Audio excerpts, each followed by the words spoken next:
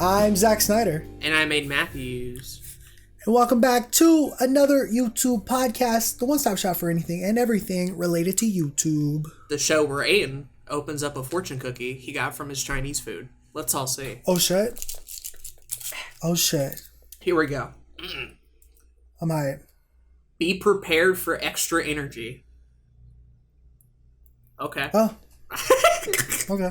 Not like you're going to die tomorrow or success is coming. It just says be prepared for extra energy. All right. Interesting. My lucky numbers are 56, 20, 41, 9, 29, and 37. So. Oh, shit. Yeah.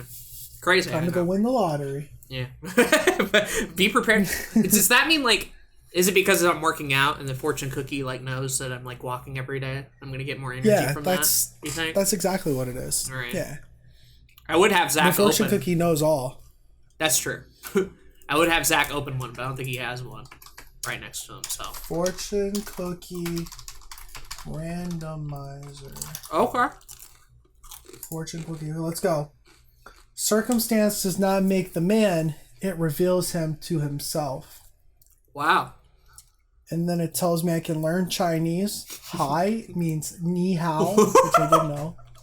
And my lucky numbers are 14, 46, 35, 5, 22, and 13. So. I feel like yours was a little bit better than mine.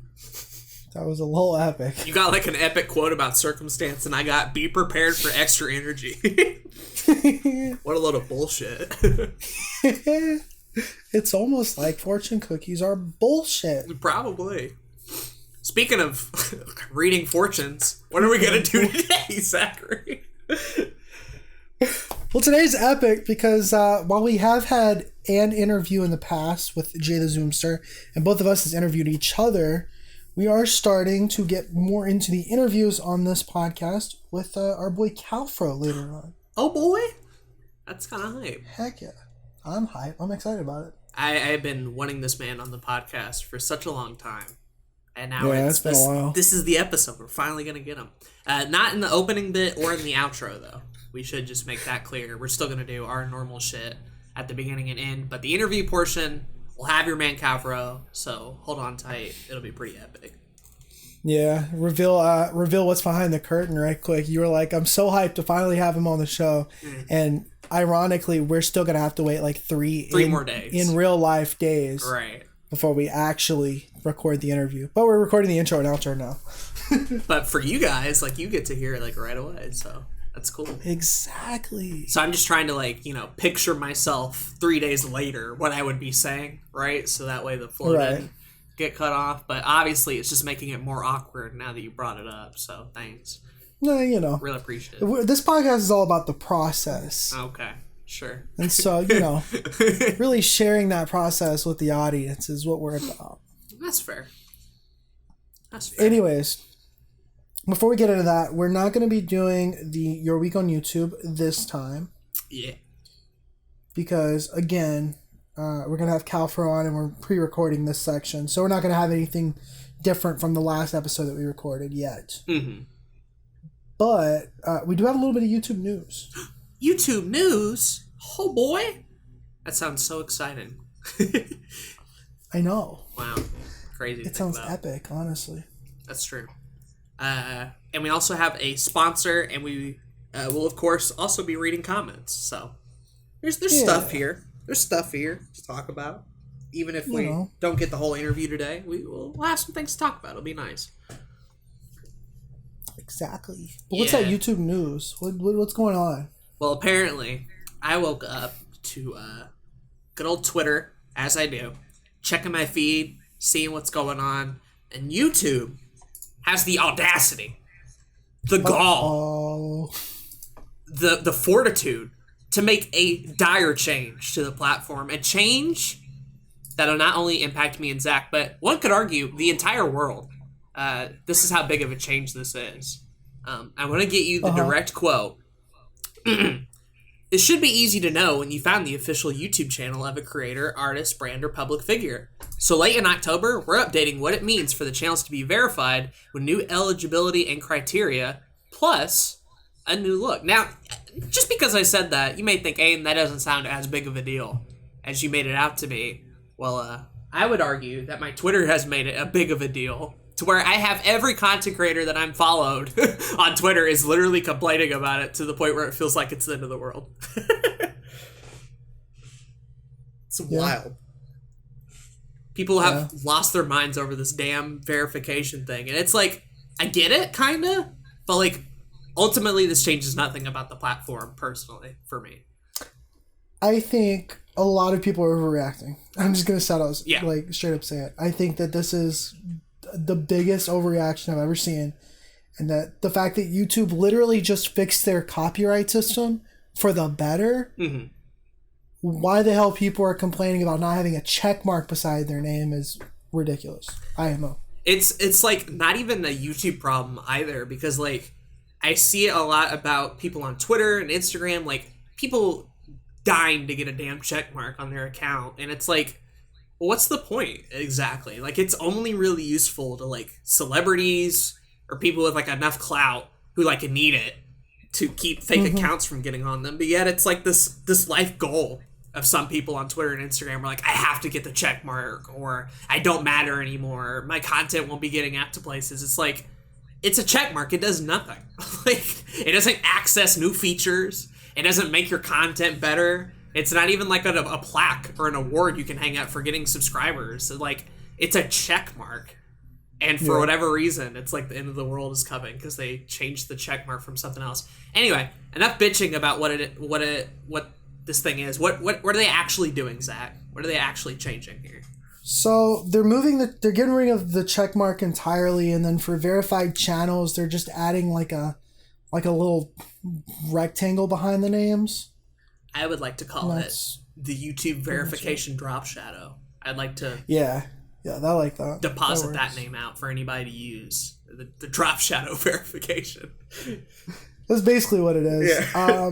The thing that most people are upset about right now is not necessarily the checkmark itself going away, but a lot of bigger creators that are verified have been getting emails saying that they're no longer eligible for verification. Mm-hmm. They do give them the option to appeal that, though. So, if they appeal it and they go through the appeal process properly, most people are probably going to come out of it with still the verification.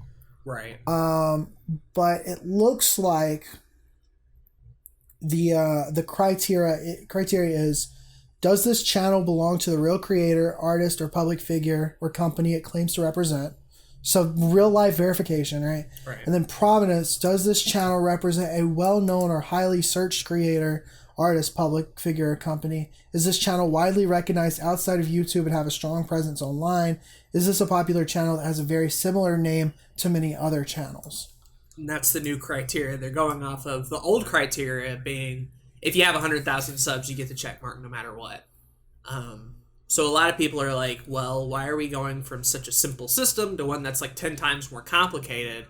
And to them, through their research, they thought that people found the whole thing confusing. It didn't actually represent good content or their identity. And so now they're trying to make it abundantly clear what this means and how they are going to go about it. Will they succeed in that? We have no idea. But these new criteria, as vague as it sounds to me personally, like we don't have a whole lot of like numbers or things to go off of here. Mm-hmm. Their hope is that they can eventually kind of keep the verification thing to like a select group of people, is what it sounds like to me. Like they're going from a large number of verified channels to a very small amount. That way it doesn't seem like a thing that everybody has. I think you're right. I think you're right. I'm not 100% sure what this is going to mean for like the future of verified channels. I mean, obviously celebrities are going to keep their verification. I think YouTubers over 5 million are going to keep it. YouTubers over 1 million probably will too, depending on their content and what it is they're exactly doing.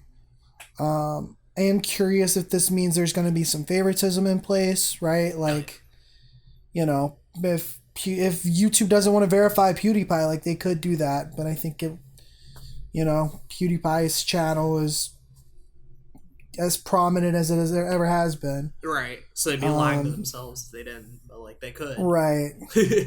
So like in some ways I do see the concern from certain creators. They're like, you gave us this thing that doesn't matter and it was just kind of a trophy and now you take it away from us. Like that's kind of a slap in the face. A little bit. It's like, sure, I get what you're saying, but it's like you still have your channel. You still have everything you put on it. You still have all the people that are watching it. This doesn't affect the algorithm. Or this feature, doesn't affect search or feature. And it doesn't affect your creative process. So I don't see why everybody is just kind of bitching about it. But like, you know, whatever. It's like a visual indicator is all it is. Yeah. And if like your main concern is like, is it going to be more confusing now that it's not a check mark and instead it's just a drop shadow, like no other social media really does that, then I think that's a valid concern of like, this might make things more weird than it needs to be. But like, if your concern is that, now I'm not going to be verified, what will this mean? The answer is nothing. It means nothing. Yeah, it means absolutely nothing. It means nothing to anybody. And like, to be fair, like, we have gone on record of like talking about YouTube platform changes, and when they do mess stuff up, we're very vocal and we do mention it in the YouTube news segment all the time.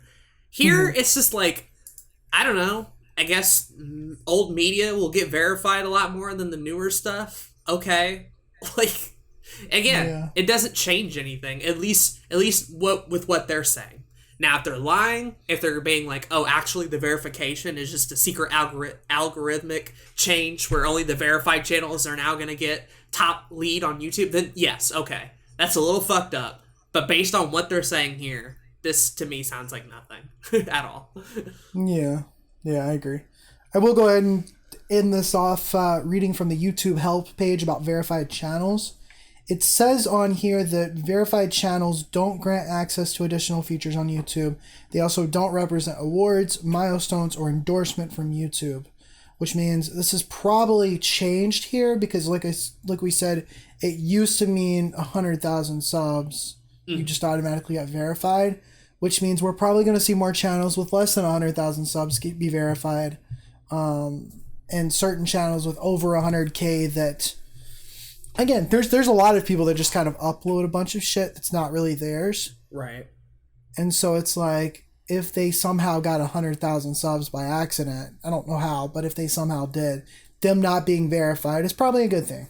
I think there's a bit of good to be had here in kind of shortening and not giving everybody just a fucking check mark for showing up or whatever. Even the term YouTube verification is very weird to me in general, where it feels like anybody can kind of get it, right? Like, I'm technically verified, but that's only because I checked my email and put it on there, and now I'm technically verified. Like, I don't have a check mark or whatever, but, like, YouTube uses the word verified in so many different contexts that, like, I don't know if this is the verified they're talking about, or the email verification, or, like, you were talking about also being verified, but it's not the same verification. Like, to me, they reuse that term so much. Like, it means nothing to me at all at this point. I recently got YouTube certification. Certification, okay. Which is, like, I had to, like, take a test, and I had to, like, go through some online, like, videos and class type things to, like, get the certification. So I can tell people I'm YouTube certified, which just means that I know more about the growth aspect of YouTube than most people. Oh, okay. TBH, you could probably take the test too and pass it. Okay. Might do that. Just because we talk about YouTube so much, it's something that's on our mind a lot. There's a lot of people that are just kind of ignorant to the systems in place on YouTube. Mm-hmm. Ignorant, not in like a bad way. They just don't understand how the algorithm works. We know more about it because we've taken the time to discuss it and learn about it, right? Look it up. It might be good. The verification just means nothing. Nothing, right? Like, it might be good in this podcast in particular for both me and you to have a little certification thing on there, considering we are doing like advice stuff, right? Yeah. It'd be nice to have like a little label or whatever, but like, honestly, if you give a shit about whether or not this channel is verified or not, like, there's worse things to worry about, guys. Yeah. Honestly. Yeah. Honestly. But yeah, that's all I had to say on this topic. I don't really have much else to add. I agree. I did have one other quick YouTube news thing that's a little less important, but maybe you have some opinions on it. Mm-mm. They recently changed part of the layout to where the date where things are published is right underneath the title with the view number now, and all of that is shorter. It's like smaller. I have seen it on my incognito tabs, but it hasn't gotten to my regular dark mode YouTube yet.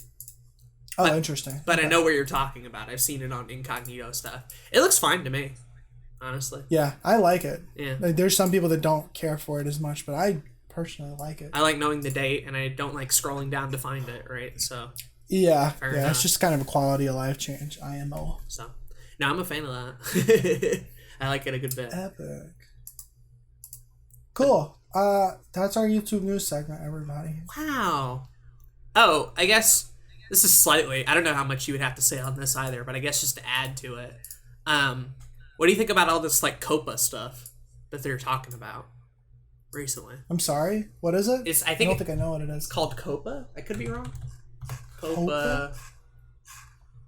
Maybe I'm. Hold on. Maybe I'm spelling it the wrong way. YouTube. What's it? How do you...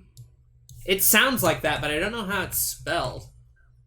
I don't know. Huh. It's about children and YouTube content, basically, and it's like been put under a little... Oh, are you talking about... Well, they recently went through a... I don't know if it's called... YouTube recently had to pay like millions of dollars mm-hmm. because of like the whole pedo ring bullshit that was going on. Yeah. We talked about that. Is that what you're talking about? Yeah, well, here it is. So, YouTube will pay up to $200 million after allegedly violating children's privacy. Yeah. And then the FTC, went after them. And it says under COPA, which is spelled COPPA, the Children's Privacy Law, the FTC had the authority to impose tens of billions in fines against Google. A penalty of no more than $200 million utterly fails to protect children's rights. It neither punishes Google adequately or deters Google or other companies from future violations. And so, not only are they getting fined this amount of money, but from what I've heard from other YouTubers and stuff, starting January of next year, they're going to crack down hard on that shit. To the point where, don't even have children in videos. If most of your audience is made up of children, you might not be able to get advertisements anymore. Whether you swear or not can make you a target type of shit. And that, to me, I had no idea what it was all about. I knew they had lost money, but I had no idea just how big of a change it was going to be until I heard other YouTubers talk about it. I'm like, whoa, this is some big news. Why have we not talked about this? This is huge. Yeah, it makes sense. Yeah. I think it makes a lot of sense. I mean, children's programming on TV have some very specific laws they have to adhere to. A lot of YouTubers actually break those laws whenever they put an advertisement within their video, whether it's a YouTube regular ad or them selling merch to their children audience. That's completely illegal. Yeah. So it makes sense that as people are going more into YouTube content and watching YouTube content on a daily basis compared to regular TV, it makes a lot of sense that big time government is starting to crack down on that kind of shit. Sure. And YouTube, as a result, will having to crack down on the platform itself as well. Yeah. We are at the risk of losing family vlogging or family-friendly channels or younger That's true. kids, right? Younger kids who are just starting That's out true. on YouTube. I don't know if they legally have the right to make videos if they're a child and they're on camera and shit. I don't know. What does all that mean exactly? And we're not sure what their plan is exactly. There's been a lot of speculation, but come this January, especially in scenes that I follow, Poketubers, right? Who primarily Pokemon targets children. YouTubers have that same sort of mentality with that sort of stuff. We could be losing gaming channels and all sorts of things. We have no idea yet, though. Yeah, that's interesting. I don't know what. Yeah, I have no idea what that's gonna look like. Right.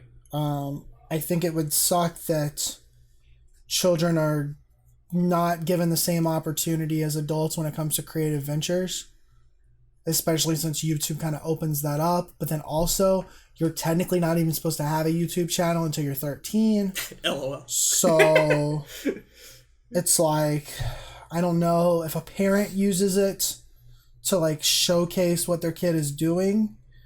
Like that's the like, is that going to be an algorithm, right? Like, how are they going to find out? Right. They're going to have to. It wouldn't just be YouTube that would be affected by that, though, right? Like Facebook, you wouldn't be able to post pictures of your kid anymore. It'd be the same thing. Sure. But I don't think they're getting sued yet, so. Right. I think they're fine. Though. Yeah, for sure. I think if YouTube is cracking down on something like this because of a monetary it'll spread fine that they had to pay, it's probably going to spread. So, yeah, I don't know. That's interesting. Never really thought of that. Mm-hmm. There was that kind of, I mean, we talked about it on the podcast. There was that time where a lot of family-friendly channels were getting demonetized because of pedophiles in their comments. Like, and so we talked about how, like, we don't know what we're going to, like, what do you do if you have people in your comments that are children like that, or that are children, right? Like, I don't know. I think, like, it's a safe bet to say legally they are within their right to do so. I'm fine with that. I am also totally cool with Google and YouTube paying up to $200 million because honestly, they knew about it long enough. Fuck them. Of course, they should pay that much money. Like, for sure. I'm glad. I'm glad YouTube is paying money for this. On the other end, like, I don't know how they're gonna police it now and where that goes to. I think for like me in the short term, like, obviously the key thing that my mind goes to is a lot of the Sploder Show stuff. Like, do I keep that up? Do I take that down? That's fair. Right? Blue Couch Productions, thankfully, I was like out of high school before that started. I was 18. Again, I don't give a shit. But like my older content specifically that wasn't making money to begin with, like, would it really be the worst thing if I just take that down to kind of avoid YouTube coming after it? I don't know. But that's sort of like in my immediate circle where my mind goes to, as well as just like people in my community who aren't 18. Who are close, granted, 16, 17, but not 18 exactly. And I don't know what the cutoff age is either. Is 16 fine? Is 13 fine? It's probably 12. 13 or 12. That's probably where I would think, because 13 is when you're legally allowed to have a YouTube channel. Right. I think we live in a world where, like, there's a lot of TV shows that are targeted towards children, and children are in those TV shows, and their parents give them permission to be in those TV shows. Mm-hmm. So there's probably going to have to be like more verification in the back end of if you start a channel for a child to be in those videos, you need to make sure that YouTube needs to make sure that they have parental allowance of having their kid in a video. That's probably what it's going to come down to. Something like that. And even still, like, I think like far into the future, if like I have kids or whatever, like, what would I do, right? Like, would I let my children on YouTube? Like, it did a lot for me, right? It opened up my world and in my life and in all sorts of wonderful ways. But I don't know if I'd give, like, an 8-year-old child of mine YouTube and just be like, here, fucking go. Like, I don't know, right? It's such a different platform now than when I first started. It's wild. Yeah. I guess we'll find out. We'll have to find out. But I just wanted to mention it. I was hearing a lot about it. Wanted to get your take on it. That's it's interesting. Yeah. I have one more piece of YouTube news that just happened. Yeah. It's not super big, but it's kind of cool. It's kind of important. The Creator Insider channel on YouTube that does all the videos talking about YouTube updates and shit, they just posted a video 12 minutes ago talking about yellow demonetized videos. So when you go in the back end, if you're monetized, you'll see either one of 3 different symbols determining the monetization of that video. If it's green, it means you're getting all the money you could be getting with the ads you're getting and all that kind of stuff. If it's red, it means it's demonetized entirely. You're not making no money on it. But if it's yellow, this one's always been a little bit weird because it means that you'll get some ads on it, which means you'll get some money, but not necessarily a whole lot of money. Right. This new video is talking about how they're working with advertisers and the system and everything to make sure that people with yellow videos get more money than they have been getting with it. Oh, that's neat. So so if you're slightly demonetized, it's not going to be as bad as it has been. Not the end of the world. Which is good. I like that. That's a good change. Yeah. I'm a fan. I'm glad they're actively And working they're still on that. working on that system. They're still trying to make it better because it's not perfect. Sure. So I'm glad. I feel like there's a lot of people, especially smaller YouTubers, that are, it's very easy to complain about YouTube and how bad it is and all that kind of stuff. But at the end of the day, they have so many different things they're trying to fix and they're trying to do on a daily basis that, it's hard to complain about a platform that lets you upload to it for free. Yeah. Because, like, bottom line is there are far more restrictions on other video platform sites. So, like, YouTube has done a lot wrong, but, like, it doesn't compare. Right? It's not even quantifiable how much better it is compared to other video platforms. So, like, they could continue to mess up and they'd still be fine long term. Yeah. Just from Google money alone, right? Like, 200 million would kill a fucking Daily Motion or a VidMe, right? Right. Google's like, I got 200 million. Let me fucking, whatever. We'll pay it out. And then also, it's also like if you don't like YouTube, then go upload to Facebook. You can. Sure. Like, go upload to another platform. Like, you can. But you can't. I don't think that's smart, but, Cool. Yeah.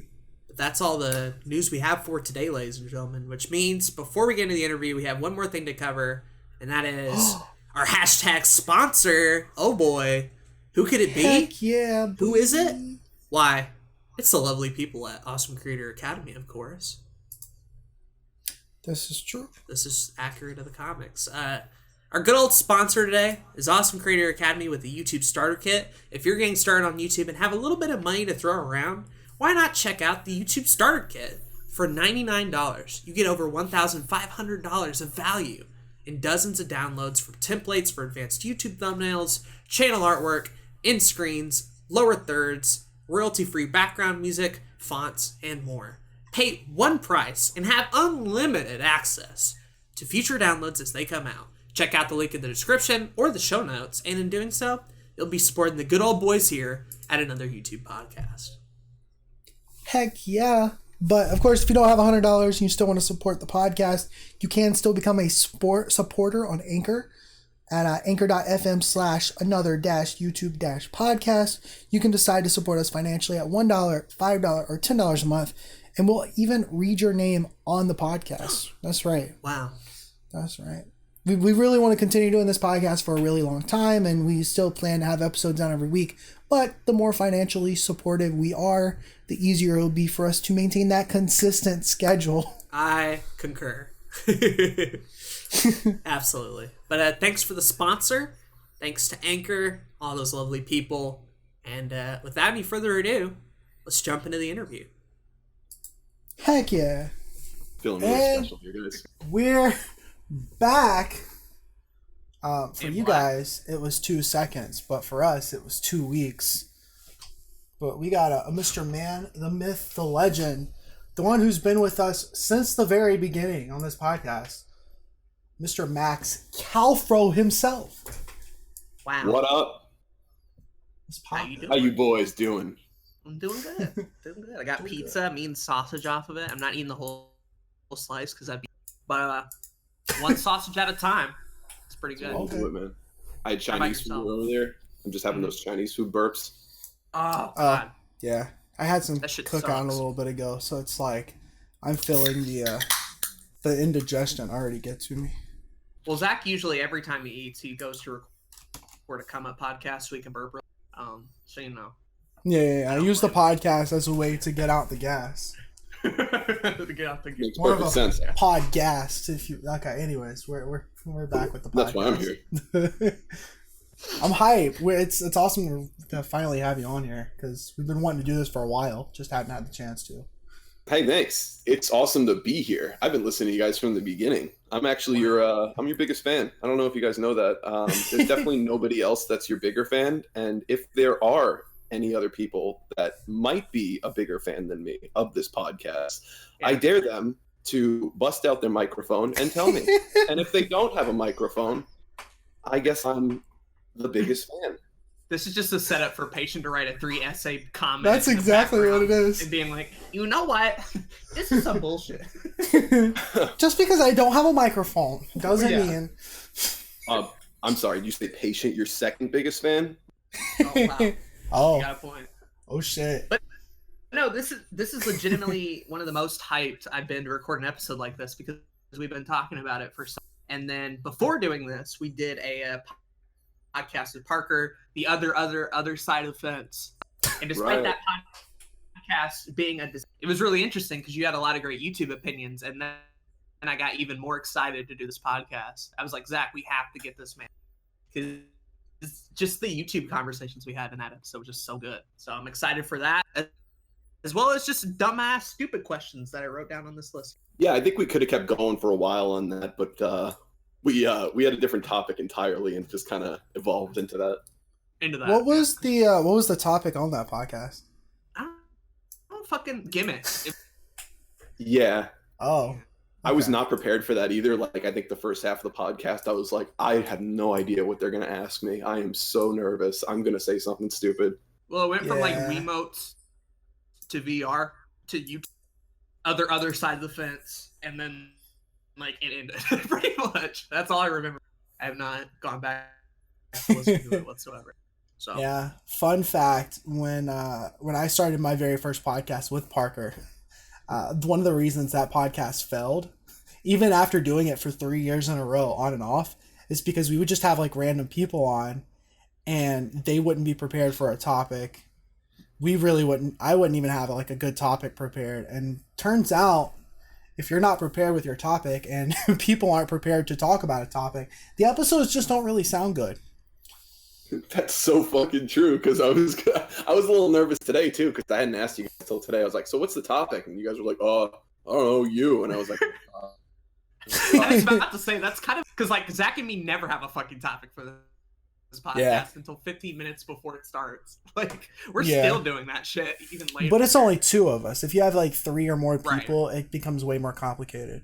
In this instance, like we're going to be talking about you, Cowfro. So it's like you can just you can talk about your. Well, and I'm sure we'll all talk about like where we kind of meet creatively in the middle, and that's absolutely YouTube, So absolutely. Porn is that middle. Are we going back to the dildos in the chair talk already? Oh yeah, we talked about that for like a solid 10 minutes. What? Oh my god, I'm gonna have to watch that podcast. Okay, I'll have to listen to some real innovative ideas in there. Yeah. Good. Just maybe bursting. Maybe not good ones, but innovative. Well, people have to come around to it. Yeah, not like inventions, not innovations. That's hype. But anyways. So let's kind of get into the interview, just for the audience, because we haven't really done a whole lot of these. The idea here is we're going to be talking to creators, and Cowfro is a creator. He makes YouTube videos. He does mostly mostly do YouTube videos, but you've also dabbled in some game design. You eventually want to make a game.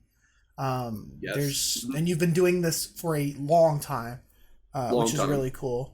So we wanted to have you on here, talk about kind of your past with video creation, what you're doing now, maybe some future plans, and we got some meme questions as well because you're good with the memes. You're a funny dude.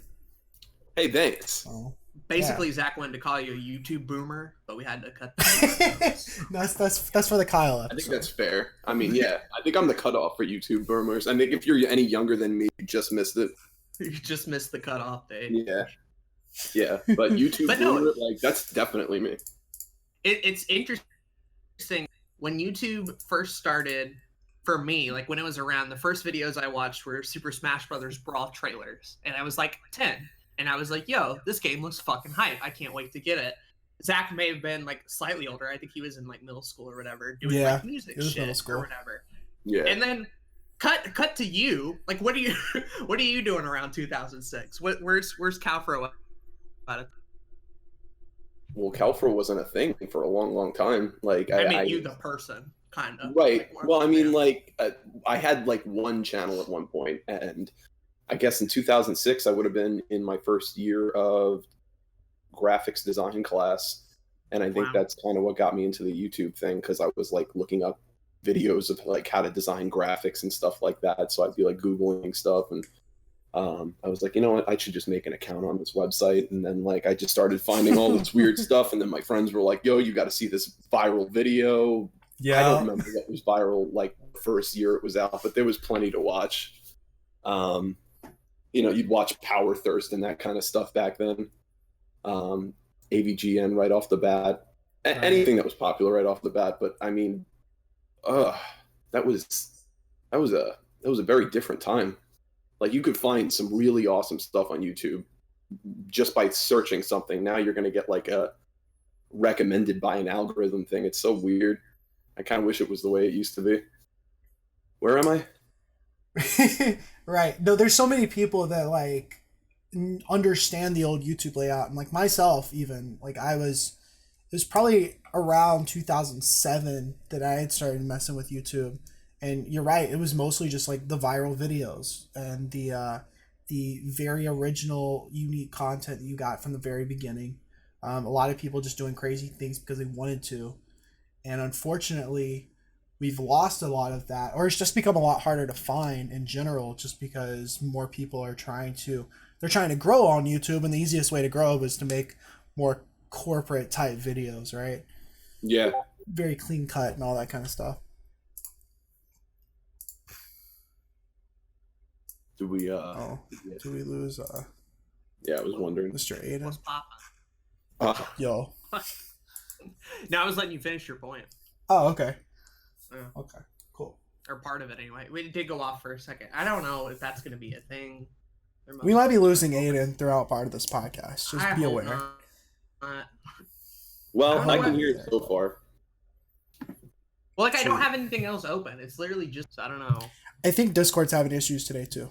They've been messing up a lot today, and that might have something to do with it. Cool, it's a scapegoat, basically. Yeah, I mean, the servers were down earlier today, so it's not my fault specifically. It's not. I actually told him earlier. I was like, "Yo, text me. Here's my number," because like I don't want to have problems later. Yeah. Damn. So okay, you started with YouTube and just a way of like looking up educational stuff. You found some funny things. What made you decide to like make your first video? And I know it's going to be completely different from some of the stuff you do now, but like, what was that like? I mean, if I think about the very first stuff I uploaded, that is obviously not even there anymore because I've taken it off. Right. It was whole movies that I would do with my dad's old camcorder, actually, and it was a lot of work to get that uploaded. Yeah. I'm looking back on it now. I have no idea why I went through so much work just to get something like that uploaded. But some of the videos are still on there. Some of them are private. Some of them are still on there. But I always had an interest as a kid in just making movies. So like I used to just do home movies with my brother, and we would like get the neighborhood kids together, and I would direct something. And we made several different movies, and so I had some of those uploaded for a little while, and they were getting some traction. But then at the very same time, I was uploading those older videos I was doing before YouTube was even a thing. I was kind of dabbling with this awesome new Windows 98 computer that I had. Hey. Wow. I was like, I had a fairly newer computer at the same time that I was able to borrow that was in my parents' living room. So like I was hopping on and off whichever computer I had available to me, and I was trying to figure out ways to like record my screen and stuff like that. Like I just didn't know how to do that kind of stuff back when I was a kid. Right. So like I was like ghetto rigging like a video camera in front of the screen so that I could record stuff, and that's how like my most viral video got created like so long ago. I think I was recording like a MySpace page of somebody who like bootlegged Pokemon on there or Ninja Turtles or something, and then I would dub it over in real time. Like I wouldn't even like throw it into an editor and put the editing one take just one straight one take. If I fucked it up, I got to do the whole thing over again. Yeah. So like it was just me ranting whatever could come to my mind, and people would watch it, and I would get like tons of stars on it. I get like 5 stars across the board, like those the one stars. Yeah, oh, the stars. God. Yeah, because if you look at the videos now, like I don't think I have a lot public anymore, but like if you look at them, they don't have that many likes versus all the views that are on them. It's kind of weird for a viral video to have so few likes, but it's because that star thing used to be such a big deal. Oh, right. It's gone now.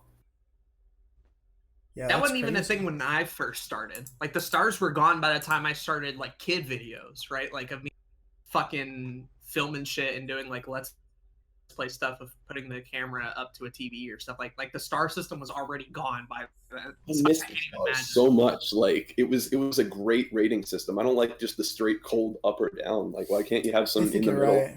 In between. Yeah. Because like I'd pay Newgrounds for that. for a while, like they still do it where they have the 1 to 5 Yeah, I think you're right. and it's a nice categorize it all. So. Yeah, I really wish they would bring that back. Like I know they won't. They're only going to bring things that we don't want, but like that would be awesome. It'd be kind of Yeah. cool. It might be a better way to get rid of a lot of garbage that we see now if there were a billion 1-star ratings there. Yeah, exactly. And I mean, I'm sure people could argue that there would still be like people going out of their way to downvote people, but that's going to happen either way. So That happens either way. Even with the like and dislike shit, people downvote shit all the time. I don't know. I feel like there could be more benefits than detriments there. Yeah, I miss that. I still get annoyed by that because I remember when people said that they took annotations away for a little while, and I was like, yeah, but what about the stars? Like, I miss the stars. Right? The annotations I didn't give a fuck about. Yeah. No, I was so happy when they were gone. I was like, fuck these things. Like, I hate this shit. Because the only useful thing they were for was like in screens or those little interactive videos where you clicked on the annotation and it would lead you to another video where like you were going on an adventure, like a choose your own adventure stuff with annotations. That shit was cool. I did a couple of those actually. Like I stole a lot of ideas back in the day too. Like I did all those sorts of like tropes that people would do, like choose your own adventure and like Shit was fun. what was the other thing? Like sketch comedies were a big thing too. Oh yeah. Yeah. Oh yeah.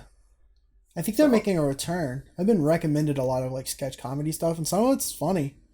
Not all of it. Some of it's still funny. Some of it So still good.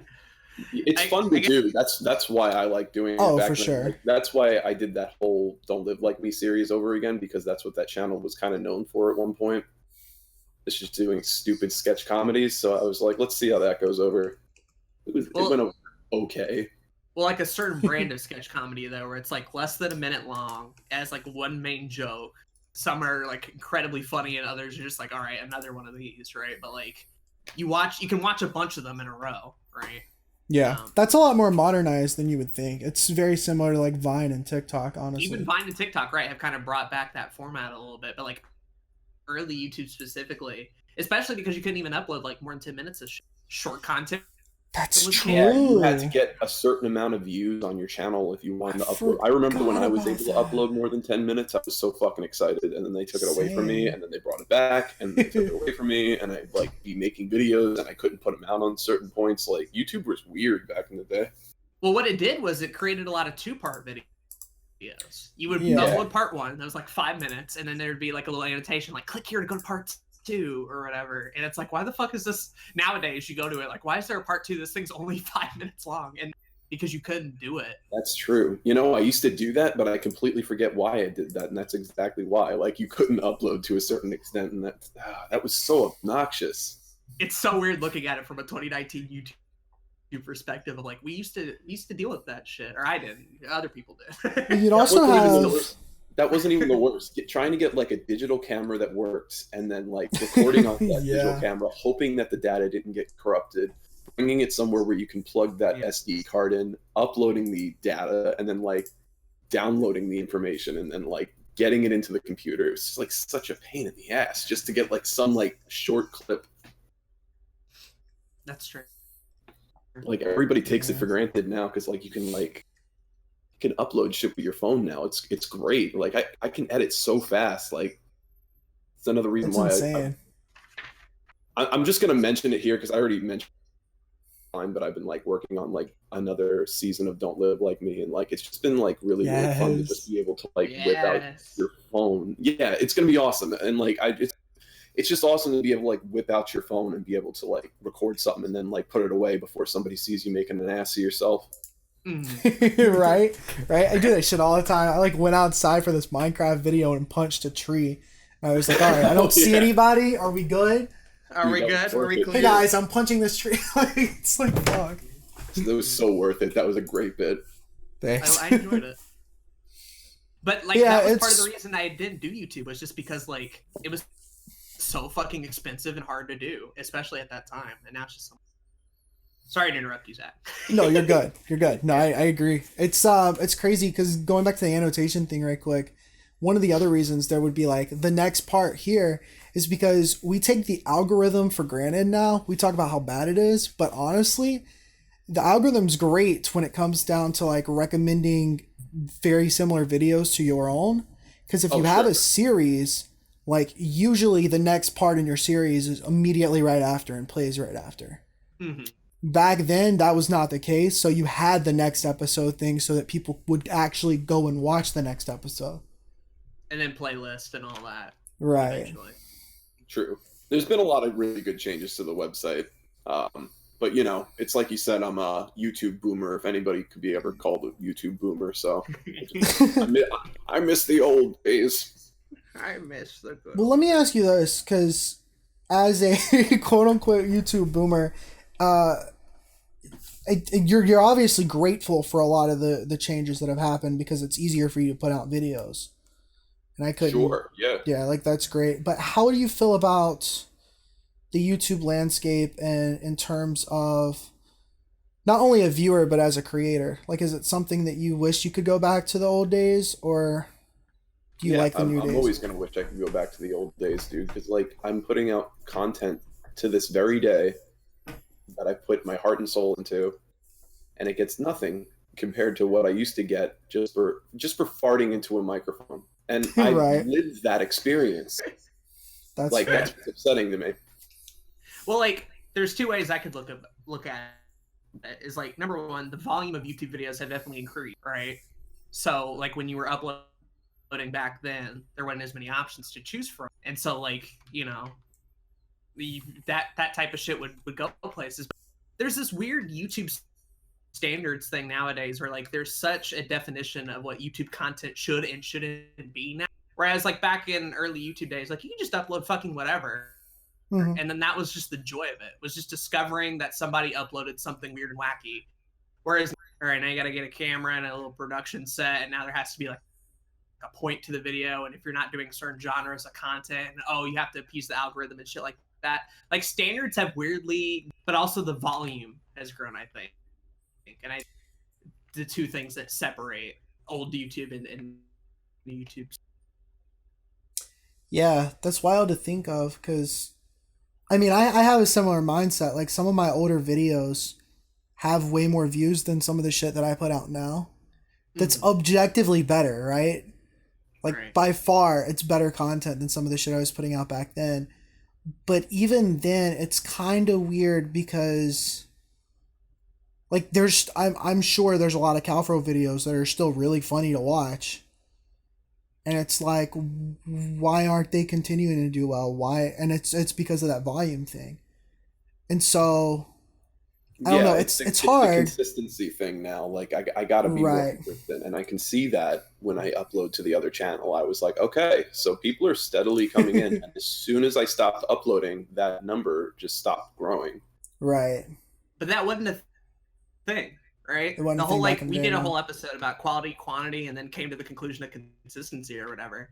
If we had done that podcast 5 years ago, we wouldn't have been saying that shit, right? Because the way YouTube was, the way it was algorithmically formed, it would have made a lot more sense to just make really good shit and then try to do like one a week type shit. Whereas now you're competing with so many other forms of entertainment, media, YouTube. That like, again, the standards have kind of gone up a little bit of like, now you have to be super consistent and put out the same content almost every week or people start to leave, whether it's good or not. Right. And that's right. It's kind of sad. It's kind of sad. I've been very much on the consistency train for a couple of years now. And like, even like I even had a conversation with Cowfro early on when he was listening to the first episodes that we did of this podcast. I remember you saying something like, I would love to do more, but you know, I have a busy life and it takes me. Damien, would you shut the fuck up? Yes. Yes. Now I can put featuring Damien Boyd in the title. Featuring? Oh, man. Damien. One day he's going to get me fired from Thank you, Damien. That's going to cut that whole bit. I already know. This shit's not. No, I don't give a fuck. No. I don't feel like it. I don't feel like editing. I don't feel like editing. anymore. Speaking of quality, anyways. Fucking hell.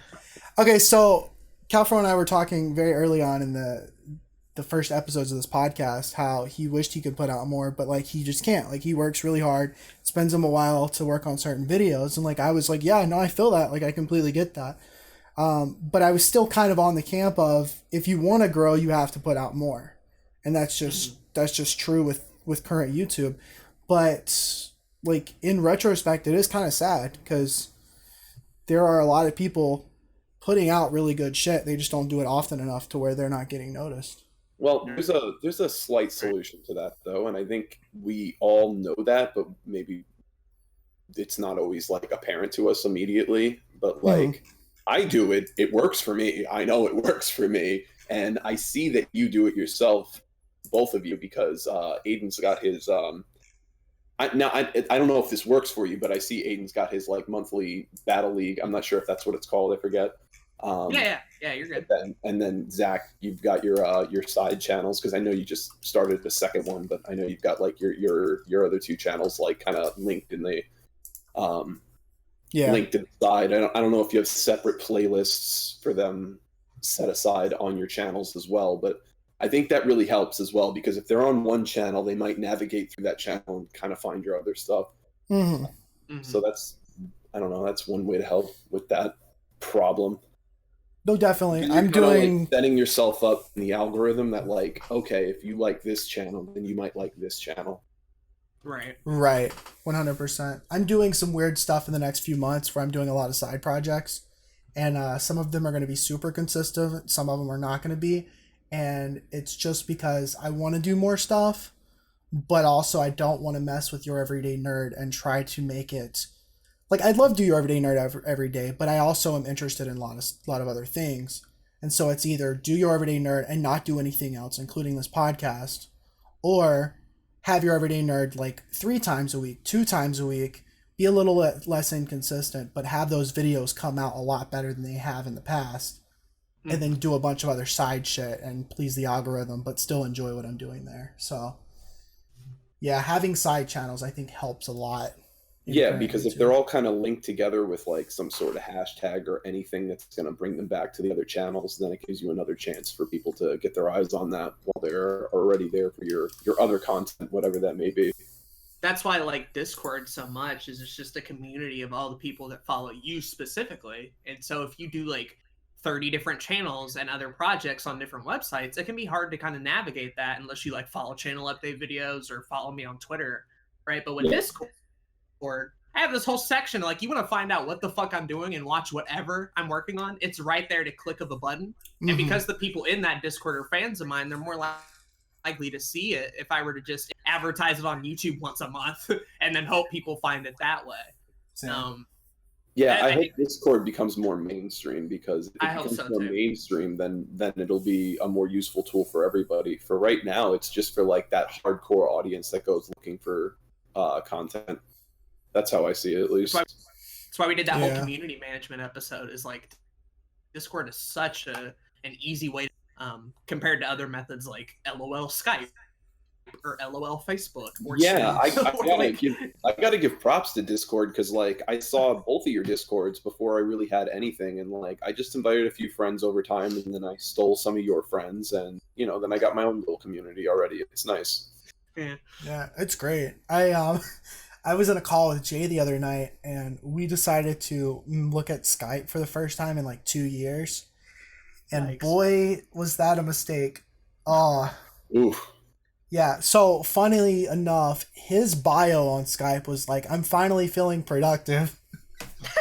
That's the funniest shit.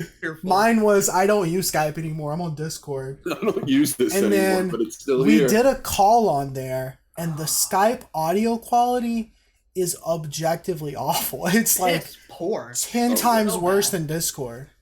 So bad. Oh, man.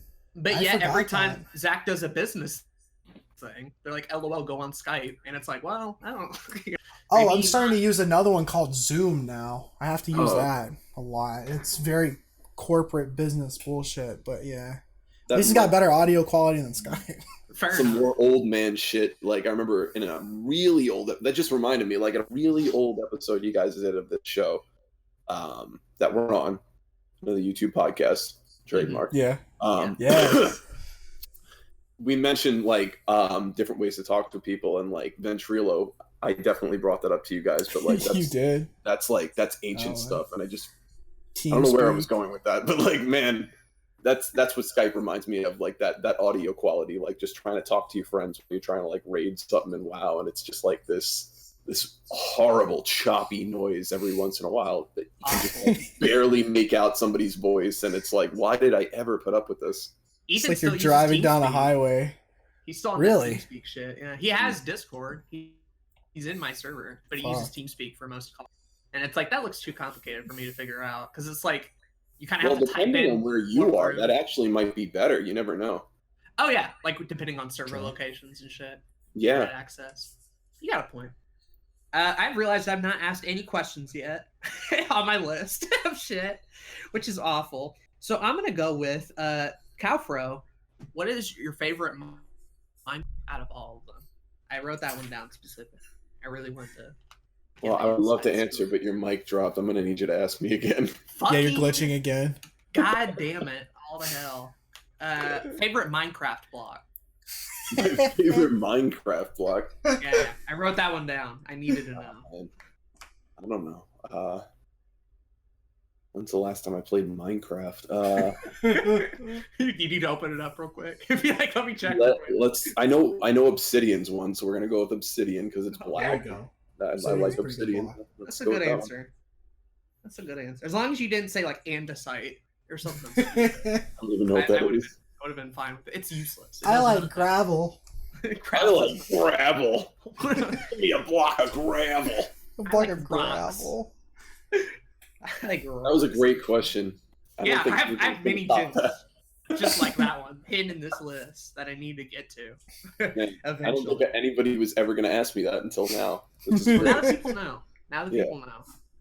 I'm glad we were able to inform. That's what we're going with. There was an application that I'm assuming now was completely fake from PewDiePie's head editor, because he lost an editor recently, and his current editor put out an application for another editor for him, and it starts off the entire application with "What's your favorite Minecraft block?" It's pretty good, pretty great. Tells you a lot about people based on their Minecraft block choice, their personality, likes, interests, hobbies. I got like a whole wave of information when Cowfro said Obsidian. I just got a whole lot of information in my brain. It just looks like my hair in my picture. Look at that Discord picture. There it is. Look at that Discord picture you can't now see. I need to make a picture where his hair is just obsidian. That's what's going to happen. Yes. Yes. So here's a question. So you've been doing YouTube for a while. You started out just kind of making some shit. When did the Cowfro character like come up? When did that start, and why? Because it's an interesting idea.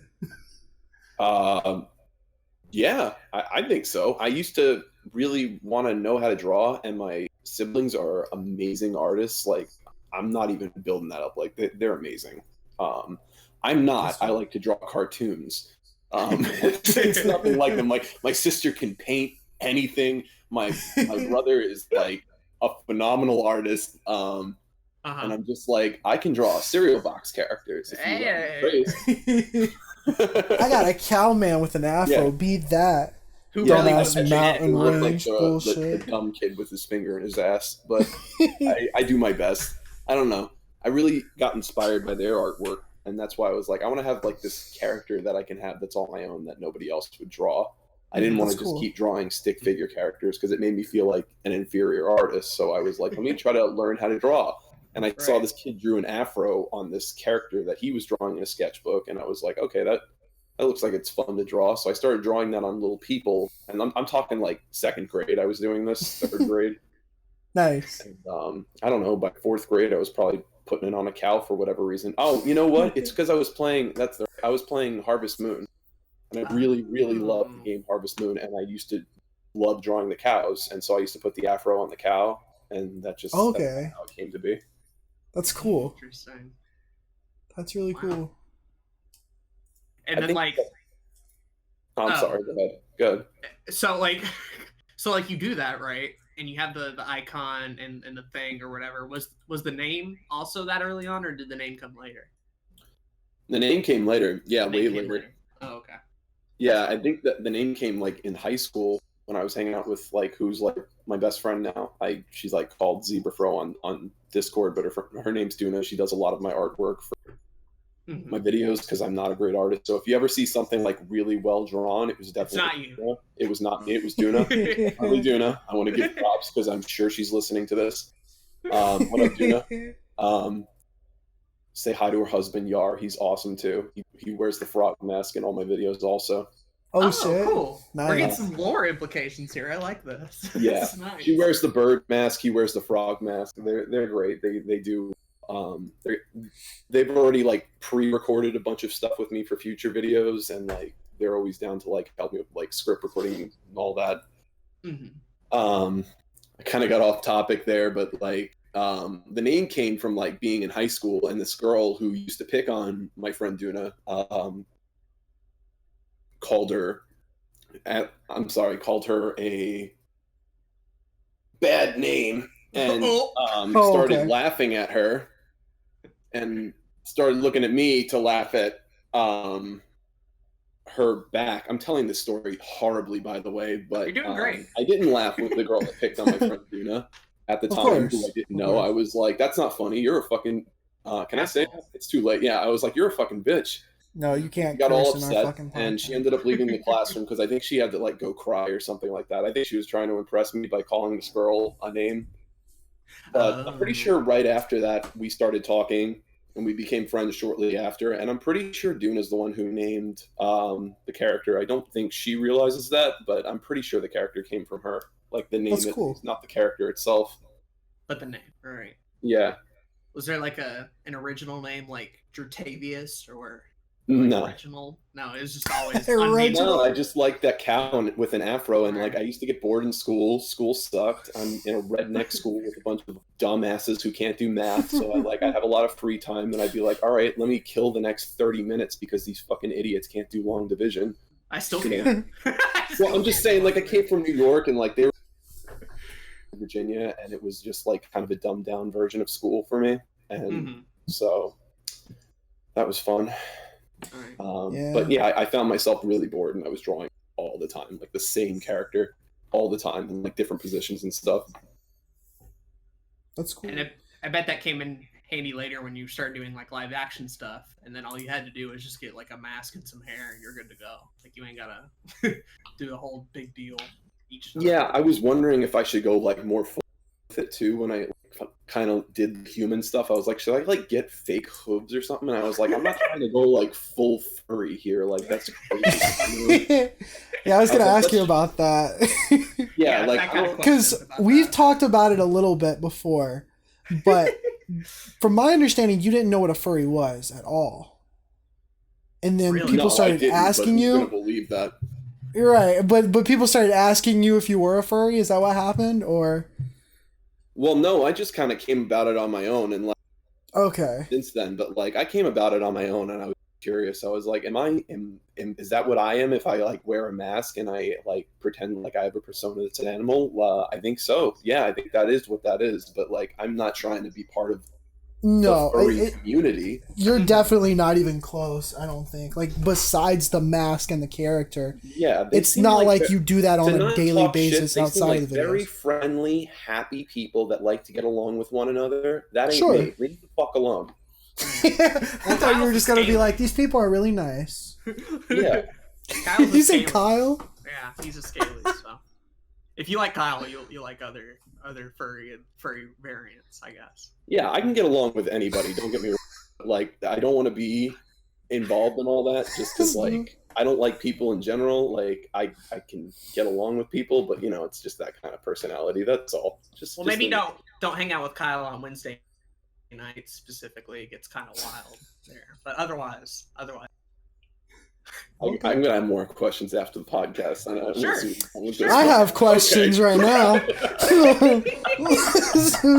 this dude's seeing Kyle's a scaly, and I'm like, okay. This is a new term Never had that to me entirely. conversation. It's like furries, but for reptiles. So it's Yeah. a scaly. Right? Is he aware of this? No, I made it up. It's Okay. I was like dead serious. I was like, whoa, what? This is a thing What? too? I'm learning about all this stuff. Is Scalies there like are a real. rabbit people too? Scalies are real, but Kyla's in fact Oh. not a scaly. So Okay. there you go.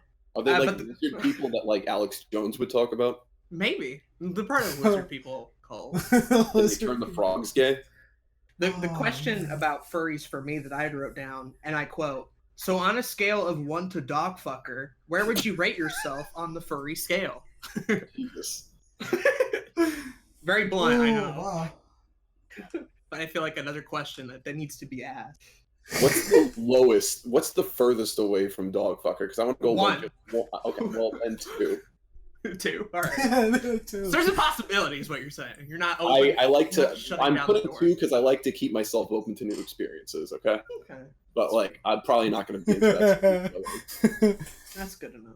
It's like one of those times where it's like, would you ever try this drug? It's like, there's no way I would ever be able to get that kind of drug. It's like, but if somebody offered it to you, what are the Yeah. chances? Yeah, like don't get me wrong. Like maybe my a 2 out life of is 10. fine. I've experienced everything in my life that I'm familiar with that I want to do again. There's nothing new that I need to do. But if someone's like, "Yo, let's jump out of a plane. Here's $650 to do it," I'd be like, "Yo, I guess we're jumping out of a plane." Like I would totally. Oh, yeah. I need rent money. I'd do that in a heartbeat. I'd do it right now during the Would podcast. you guys? Would you jump out of a plane if somebody paid for it? $650? Absolutely. No, we would do a thing where like you pay me and Zach to do it, and then it'd be like, "Oh, you also have to film your week on YouTube while you're skydiving out the plane." Yeah, No, I'd I'm do So it. Zach, like- how was your week? No, Nobody, you couldn't even nobody hear him. pays you. They just pay for your jump. You know, the flight. Oh. Like, Oh, everything's that might expensive. be a little tough. I would totally do it if somebody I'd do paid it. for it. I'd do it. Maybe. I'd give it a shot. I want Why to not? turn it into content. That would be my thing. Oh, yeah, that's a vlog. sure. Dude. Like, I'm getting a That would be GoPro, right? Like, I'm like, you're going to pay for the GoPro. I'm going to Yeah, record this and capitalize put it on on a vlog, right? Like, Absolutely. That's just my instinct now. It's just like I'm doing fun thing. LOL, get out the camera. it wouldn't even be the whole video, though. It'd be just some dumb bit in your everyday nerd. Like an opening to an episode. All right. And then Well, it's there you never go. mentioned. There's the answer Yo, to your what's question. up? Welcome From one back. to dog fucker, I brought it to let's just jump out of a plane. Yeah, that was good. That was good. That was good. That was segue. good. You kind of weaved. You kind of weaved while also giving a good answer. That's what I do. You've done this before? Is this a... This is just me at work. Did you do prep work? Yeah, you got to be ready. All right, so I guess a more serious one, and one that I was personally interested in. So obviously, you mentioned earlier, #1 fan of the YouTube podcast, self-proclaimed, biggest fan. I think Patient would agree. Yeah, I think Patient would too. I think so, too. If not, she would let you know. If she didn't, like I said, she'd bust out the mic and just let me know. There's no problem. She can. Yeah, You know, LOL. but she could totally. We've done like at this point 40. This is episode 44. Right. So obviously there's a lot of episodes, and I assume that you agree with most of them because you happen to leave comments and shit. Was there any particular episode, talking point, something that me and Zach said where you were, that's a load of bullshit, you're fucking wrong? Like that type of visceral reaction? Because I would love to know, because me and Zach agree on a lot of shit, and I have to feel like other people who watch the podcast at some point or another disagree with what we have to say. Okay, so not off the top of my head, I think the only reason not off the top of my head is because you guys, one of the best things about the podcast is that you guys read the comments. I think you guys need to continue to do that, as long as people are For like sure. reading legit comments and not dumbass comments like I tend to sometimes. But I mean, you guys do what you want there. Sure. I think It can be anything. And I'm not gonna be like, wow, Cowfro, what an asshole. Like, say what you want. Don't No, trust that's my me, I'm job. not worried about that. I'm just saying, I think because you guys read all the comments, there's not really anything I have to bitch about because you guys will read the comments, you'll discuss things, and you've never responded to any of my comments. Nah, Cowfro's fucking wrong. Like there's no way he's fucking right. Like I think we kind of meet right. on common ground on a lot of shit. So off the top of my head, no. But if something comes to me, I will let you know before the end of the podcast. If I can't, you should just expect some comment criticizing you next time. Sweet. That's the best I can do. But no, honestly, I love the podcast. I think you guys make a lot of great points. I think you guys have mentioned yourself. You have definitely contradicted yourself. Oh yeah, more than once. We're going to.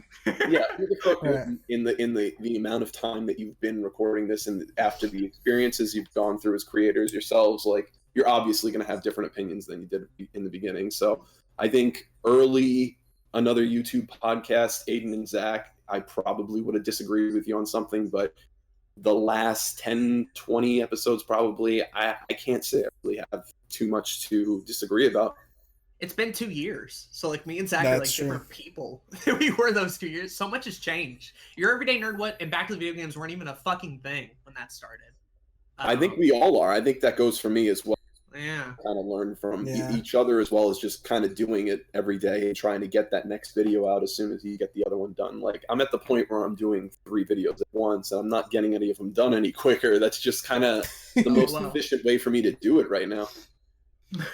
So I'm doing Don't Live Like Me. I'm not putting them out anymore until like I'm done with the whole season. So like that's why I'm like waiting. I'm like, why am I rushing for somebody else? Like I'll just do it. Save them, right? That's cool. No, I really like that. So it'll be a daily thing when it's done, but like I'm doing those when I have the free time. I'm still working on the Cowfro thing, and then my kid wants to do YouTube, so I've been like kind of wrapped up helping him edit his own stuff. It's kind of been consuming as well on top of, regular life. Yeah, that's really cool too, because by helping him do that stuff now, he'll eventually be doing a lot of that stuff on his own, and then you can rope him into helping you with your shit. I like how that's where you went with it. Like, the would be pretty epic, honestly, if you continue this. Like, that's your aim. I need to start sending I should just start sending it to school. Hey, man. Child labor. Get your dumb friends. It's the way of the future, Cowfro. Man. Exactly. I can just become a kids channel. I'll let Zach ask one. I'll save this next one for later. I'm gonna let Zach do it. Cool. I was gonna say just really quickly, it's crazy when we're in this like creative, like creator entrepreneur type space, because a lot of what we do is very much based off of our past experiences, our current thoughts, our current emotions, and thinking about the future all the time. And it's like I've said it before. It would be very easy for like next week Zach if he just had like a completely wild idea and decided that he was just done doing YouTube and that was it, and that was like 100% how he felt. Like I would be 100% okay with just saying I'm done with YouTube. I'm gonna go do something different, because you kind of have to go 100% into how you feel about the things that you create. And especially as an entrepreneur, like you just have to have those kind of have to like make those decisions, if that makes any sense.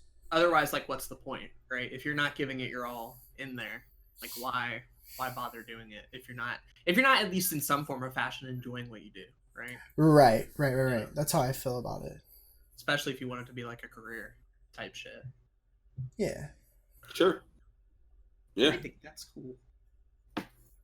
What a cool thing right there. All right, so cool thing. Speaking of being a creator and an entrepreneur, Cowfro actually runs a business and he has a kid and he does YouTube, and I'm curious, like, how the hell are you doing all that? Because it's hard for me to take care of myself certain days, let alone a kid in a business. Right. There's a very simple solution to that, and it takes a few years to fully master it, and I'm not sure everybody can. I'm not sure everybody's schedule a lot for it, but I'll tell you my secret: take naps. Don't ever sleep again. Just nap. Just take naps. Just take naps. Just nap forever. I hate the man, but you gotta take a play at the Tangerine Man's book. You gotta pull a Trump and nap every 2 hours. I'm not sure that's gonna work for you guys, but I think you can see that my content is a little more angry sometimes. And that might be because I'm so fucking tired all the time. But like, guys, I'm tired all the time. Like, I hear you guys can, like, oh, you young men, you're gonna be 5 years older like me right now, and you're gonna be like, oh man, why were we complaining then? We're old now. Now we're old. Like, it just gets harder. So like, you just keep pushing.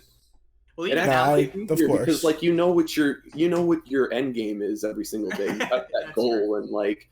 You say that out loud now, but like, I think it's refreshing to hear your podcast because it's helps remind you of the obvious. Sometimes it's like you got to have those things that you look forward to all the time, and sometimes you don't tell yourself that, but like that's all you're really doing. You're looking forward to the end of the day when you get to come home, play your Switch, eat a burrito, and drink, I don't know, iced coffee. Like when I wake up in the take my school really, really early in the morning. I'm really annoyed I got to wake up, but I'm motivated by the fact that I'm going to get a big ass iced coffee and I'm going to go right back to bed. Right. That's exactly what I'm going to do. And I'm going to nap for 2 hours, and then I'm going to get up and I'm going to shower and I'm going to get ready for work, and I'm going to go to work, and I'm going to do that for like, I guess up until my kid gets out of school, pick him up. Excuse me. Do my thing with him, homework and all that, work. I take him to work with me too, so. And then. Do you need a nap right now, Cowfro? You look a little. Yeah, I was thinking about it. Sorry. Yeah. Take a nap. You know what it is? I drank too many LaCroix, and now I keep burping, and I'm not trying to like belch on your podcast. Until you end up yawning. Yeah. Which is even worse. I feel that. I feel like I yawn in just about every video I make, any kind of podcast. You probably have heard me yawn at some point. It's a character trait. It's like a Zack Snyder, number one, tired. Fat Zack is tired and has indigestion, and you can hear it in every single thing he does. Yeah. That's how you know it's real. All right, that's how you know. No, I get you though. I get you though. My problem with naps is that like I'll take a nap, I'll be like, I'm gonna take a 20-minute nap. 8 hours pass. Yeah. And it's like, well, there went halfway. That's what I'm saying. You got to master it. It takes some time. Like it took me years. Right. Like, the kid came like when I was 19, just after 19 years old. So like you're fresh out of like high school. You haven't really worked that out of your system yet, getting up early, you know? So I just kind of got used to it, and the kid's crying all the time. You got to wake up at all night to feed him and whatnot. And I don't know. I got really paranoid because I was kind of like parenting on my own most of the time, so like I just kind of was always worried something was up. So I think that paranoia kind of helped keep me awake most of the time, but it definitely screwed up my sleep schedule. For sure. Before I was working full-time doing what I'm doing now, I was also a janitor, and I had to work really long. They were also night shifts, so like I've never had a stable like night sleep schedule, so I think that's how I'm able to balance all of this. I'm just used to being like an owl, basically. I get that. I completely get that. I definitely do my best work. I'll say that. Like a lot of my good editing and writing and descriptions, content stuff. Like I might film in the daytime, but a lot of the important shit happens at night, half awake or whatever. I got up for 5 hours to do this. Yeah, I'll be watching the podcast, and you guys will be like, yeah, we're up at 3 a.m. recording this podcast. It's super late. I'm like looking at the clock. It's 3 a.m. I'm like, yep. Yep, sounds all right. We stopped doing that though. A lot of these recent ones have been like, or we've gotten better at scheduling them a little bit better. It's because of that health challenge thing. Yeah. You know, we've been trying to like do the before midnight sleep thing. It's going. We're heading to the end of the month. I think it's mostly positive for both of us, but in the next episode that we record after this, we're going to be doing the like monthly wrap up and talk about everything. What we so are you guys exercising too, or it's just healthy habits? Yeah, well, it's like walking is one of them. Okay. So that's the idea. Yeah. Gotcha. There's 7 specific things, and walking is one of them. There's like water, shower, food journal, that type of shit. So it includes a little bit in there, but like not to the point where it's too overwhelming. It's a lot of very simple, easy, like least resistance type. I hear you. Yeah.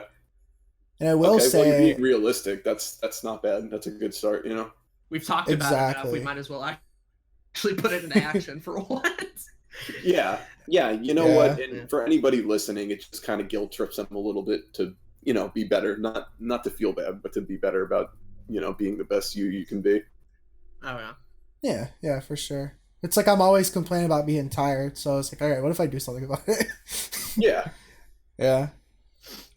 Actually, this past week I've gotten up at 7, like on the dot, 5 days in a row, and it's crazy. But I'll talk about that next week in our next episode. Okay. It's been pretty epic.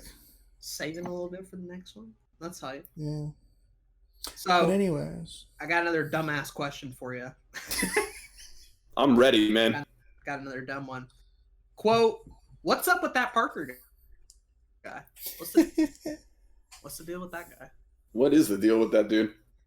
Yeah, what's the deal? So he thinks he thinks a lot about himself. I'm not sure what he's thinking. But he's a good kid. He's a young buck. He's got a lot to learn about the world still, but he's a good guy. He means well. He tells some hilarious jokes. He tells some horrible jokes. I mean, horrible. Like horrible. You've heard of like really, dad jokes? really bad raps. Like he can't rap. No, Like he cannot rap. Like if anybody ever told you Parker can rap, he cannot rap. Parker, if you're listening, you cannot rap. I know you're probably trying to bust a fat beat to what I'm saying right now, but god damn it, boy, stop it. Stop it. The boundary subdivision now only extends 3 miles past Castle. I'm sorry, I was reading my screen. I'm watching trains from POV. I got distracted. Anyway, Parker's a good guy. I have nothing else to say. Stop dyeing your hair. It doesn't look good. I like how that's the advice. That's my That's good good. Got a lot to humor learn. advice. Stop A lot dyeing of your hair. stuff. But number one thing, fix that. After that, you're covered. Purple looks great Everything on else women. It does not look great on men. flows naturally. Yeah, it looks great Parker on changes it like every week though. That's the Well, problem. it Like, feels it's different like it, every right? week. Yeah. Oh, It's not even purple anymore. It's like red. It's like red Okay. little I don't know if I call them dreads or what they are. Does I'm he not, have a I'm not a car? hairstylist. wait. This kid doesn't have a Switch, but he has money for hair dye. Parker, buy a Switch. I'm assuming he's listening. I'm gonna like send him this video in a DM or something. He's got a VR headset, Dude, but he ain't got a stop buying Switch. hair dye and buy a Switch. What are you doing? Or better yet, buy some lighting. Buy some lighting for a video. You know, That's- I don't want to be that guy, but now that we're shitting on Parker, I feel like I have to get into the real complaints. You know, that type of shit. Parker's No, I like Parker's Parker. actually helping me with a video. Actually, my next Cowfro video, actually, Parker did one of the voices in it, and I would say he is probably second best voice actor. Like he nailed the lines. He did so well.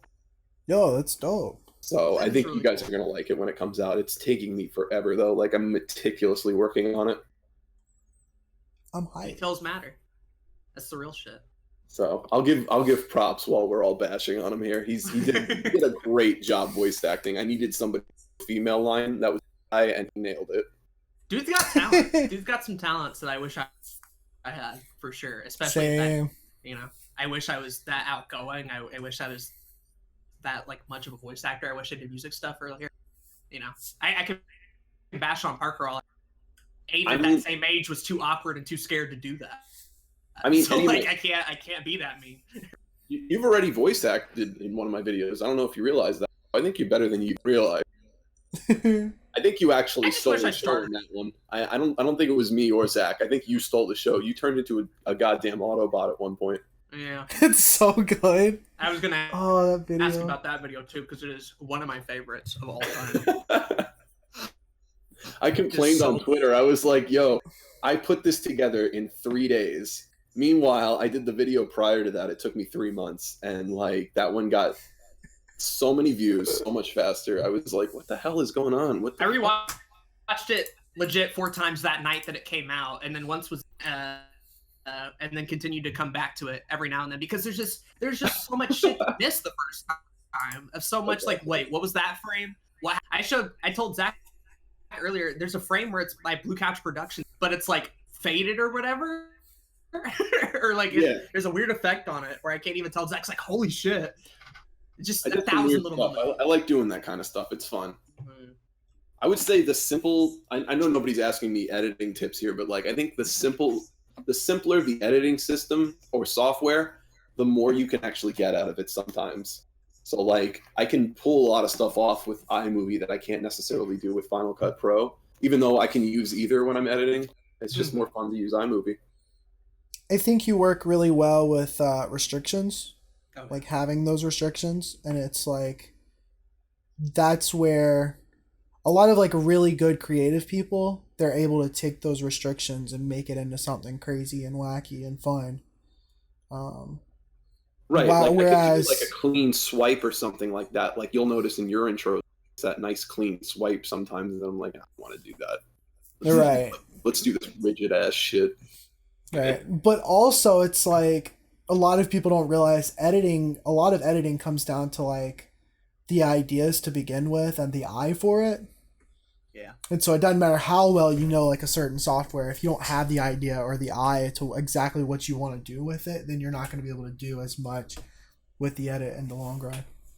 That's like part of the reason we say make 100 videos before you figure out what you're doing, is because like if you do that, you'll learn along the way and find sort of that taste and that style that like, I don't know, I feel like a lot of people just and then don't have a style or a feel yet because they're new. Well, it's not always just the style. And then It's leave, like how right? fast do you want to get it done? Like if you're working on like a True. bunch and like, well, if I do it with this software and I'm just making a few simple cuts, it's got to sit there, it's got to render that whole thing, it's going to take forever just because I want it in like high quality. Like it's not necessary. Mhm. It's a photo of a Agreed. man sitting on a couch like or something stupid. So it's like it's I guess like if you for example, if you chop something in half on Final Cut Pro, actually I can't even say that anymore. It's been updated and I haven't updated it yet, so I guess that's not fair to say I'd be talking about an outdated file. But it used to be like that. Like if you wanted to make simple cuts, it could take you much longer to render the video and be done with it. Yeah. I think that's just in general, but yeah. Wow. Anyways, I had another question. You have a history with Twitter beef, and I think it's a really important aspect of your online personality. The brand. Every single time I go to Twitter, I see some kind of response from Cowfro to somebody else, kind of talking shit, and I think it's the funniest thing in the world. And I'm just kind of curious, like, when did that start? Just say what you mean. Cowfro. What do you mean? What's your fucking problem? Are you mad? Are you not getting laid? What's I your feel problem? like the man is consistently angry on Twitter more than any other platform. I think it's hilarious. I don't think it's a problem. It might be a problem. I don't know. Maybe that's something you need to ask Therapy, yourself. Parker, do you need therapy? Just call him Cowfro?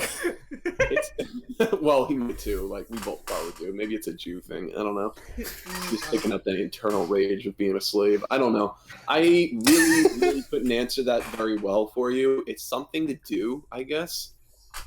I'm not intentionally trying to stir the pot, but if it seems like fun, sure. So I guess sometimes it is intentionally. I guess that's a say. I got you. I can't describe why I do the things I do on Twitter. If something's upsetting somebody, please let me know. I have been suspended for the first time ever, so I realized the limitations, and I've decided to take a step back. I've learned from my mistake, and I'm like, that's a fair reason to be suspended. Okay, don't do that kind of shit. That's fair. I think it's because I know you. It's not ever like seemed like antagonistic or anything. I think it's just funny all the time. Hilarious. Yeah. I guess on the receiving end, maybe. Like, but I just want to be a troll, and when someone tries to troll me back, I can't let it go. I'm a big child. I'm a fucking petty asshole. What's wrong? You can't let something go. You big fucking yes, I am. I absolutely am. I'm sorry. Like honestly, anything I've ever said to anybody on Twitter, if it seems like I'm taking it seriously, I'm sorry. Whatever. It's just Twitter. Is the Keemstar shit? lumped into that petty stuff, or is that just like No, fuck that's Keemstar? different. Fuck Keemstar. Yeah. That's what I was gonna ask. No, that's different from like peanut butter gamer, boundary break guys. Like I don't fucking like those guys. But I would lump them with everybody else. Like it's just Twitter. Like they mean well, you know. Like they're not bad people. Keemstar's a bad person. Keemstar, You don't mean well. a horrible person. And I would say worse things if this wasn't a respectable podcast to a certain degree. Oh, I hate Fair enough. Keemstar. He's a bad person. Yeah. And as long as he keeps me unblocked on his platform, I will continue to point it out. That's amazing that he's like just because kept I have that right. And if Twitter tells me I'm wrong, I will learn from my mistake. That's all. But I feel like I gotta explain myself now that somebody's actually asked me, because nobody's ever asked me like, "Yo, what are you doing on Twitter, man? Like, chill." I get disappointed in your Twitter tweets because they should be more popular. yeah. There's no reason why you should not be blowing up on Twitter. Because those things That are would be like fun. those tweets It's are not funny. happening though, clearly. But it's not happening and it makes no sense. You're doing the thing that like people say to do is like reply to a bunch of popular people and shit. Yeah, and but add I'm something not to the being nice conversation, either, you but know, it's- like maybe if it was like more tasteful That's jokes, true. but I'm not being nice half the That's time. fair. I'm being a jerk. Like Funko Pop came out with something yesterday, and I commented on that. And Scott Pilgrim, and I was like, "This looks nothing like Scott Pilgrim. I don't think it's going to get me any followers, but it certainly got me some likes. Like I can get plenty of likes on shit, Okay. unless it's my own tweet for some fucking reason. Gotta be clout, you know. Gotta get as much as you can. Yeah, I'm better at tweeting on something and getting likes than I am like getting likes on my own shit. I think it's a little bit different too because you punch up a lot of the time. You're not like Yeah. finding a dude with 2 subs and being like, "Hey yo, fuck you" type shit. It's okay to punch up, you know. It's I don't want to fuck with somebody that's on our level that's like, you know, just trying to make it out there, that's just trying to like put their themselves out there. They can't take that, and Except maybe Parker. they can. That's That's not my true, place yeah. to fuck with them.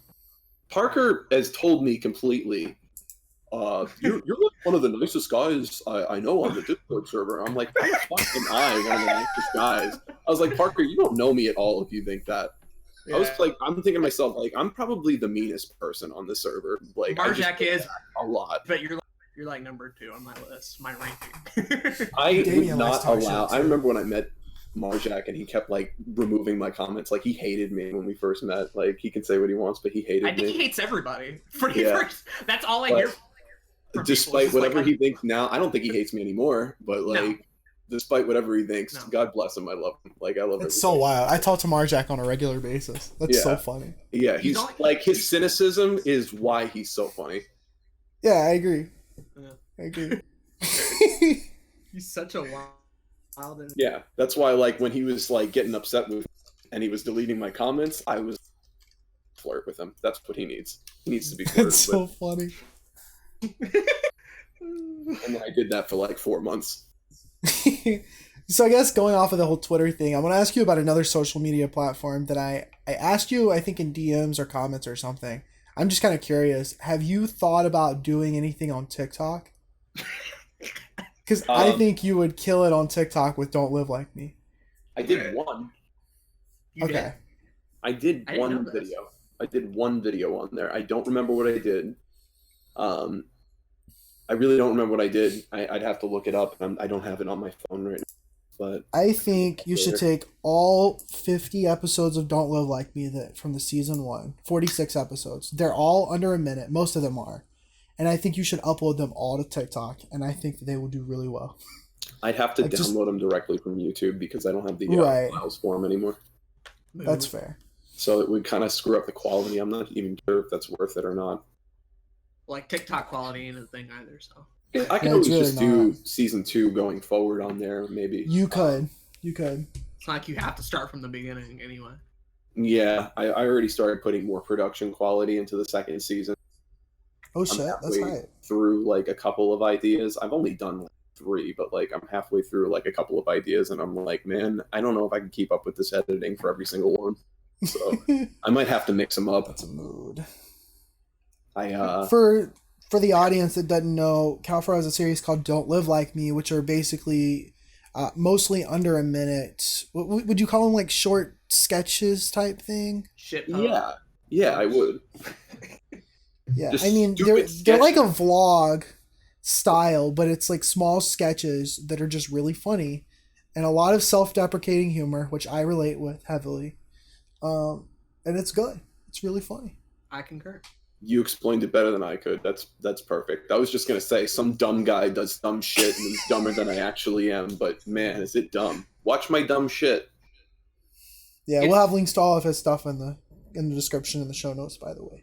It's weird with that show specifically because like if you gave me an episode number, I couldn't tell you what that episode, but I could tell you like moments from the whole series of like the laundry shit, going into your kid's room, the alien stuff, like 1,000 little moments, but I can never tell you like what episode it all came from because they all just blend together. Yeah, and I'm not sure if that's a good thing or a bad thing. That was not by design, so I'm not really sure if that's a good way to go forward. I can't remember a lot of Zach Cian episodes. Like if he were to tell me That's episode fair. 50, I don't know what episode 50 is. So, Yeah. Incredible Well, Hulk. that's fair. Yeah, that's true. It doesn't hurt the quality of the video, I guess. absolutely no. I don't think so. Not at all. I'm gonna be like that once I have 20 and back to the video games. I'm sure the 8 you couldn't even think of what the first 8 are. Like I couldn't. So I don't. Yeah, it'll come back to like me as soon as nobody. I see it, but yeah, I can't remember that kind of stuff. Yeah. My memory's piss poor anyway. So a little bit more of a bit more of a serious. You'd mentioned your parent got a kid. Kid shows up in a lot of YouTube videos, and recently we had gotten. I don't know if you watched. I guess 43 hadn't gone up yet, or whatever episode it is. But we were talking a lot about the COPA stuff and the like children on YouTube thing of how like YouTube's kind of cracking down on all that, and even like outside of that. Watching Philip DeFranco's new podcast and how he's talking to Casey Neistat about like he's even scared to show his on camera at all because he has so many people that watch him and all.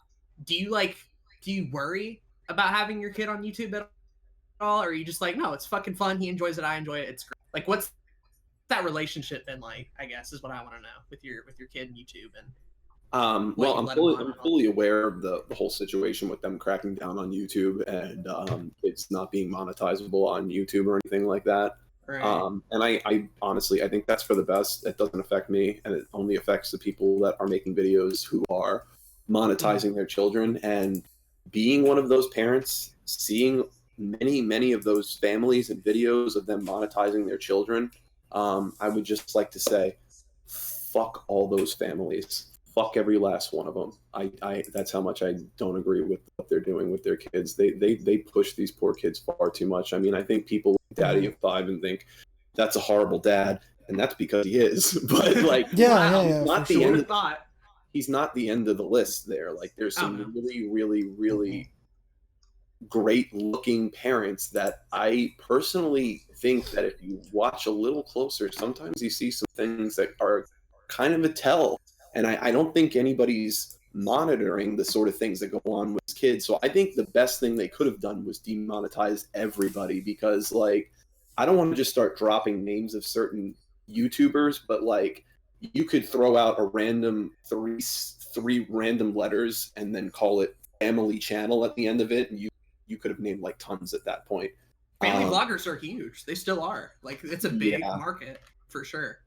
I think it's really good not to monetize that, because it gives this incentive that more people should try to make their lives about this sort of thing. And I don't think it should be. I don't think anybody should be doing that sort of thing. I mean, people are going to do it regardless, and people Right. are going to watch it regardless, but I don't think that means that there's any reason to monetize this sort of thing. So I think that was a really good move.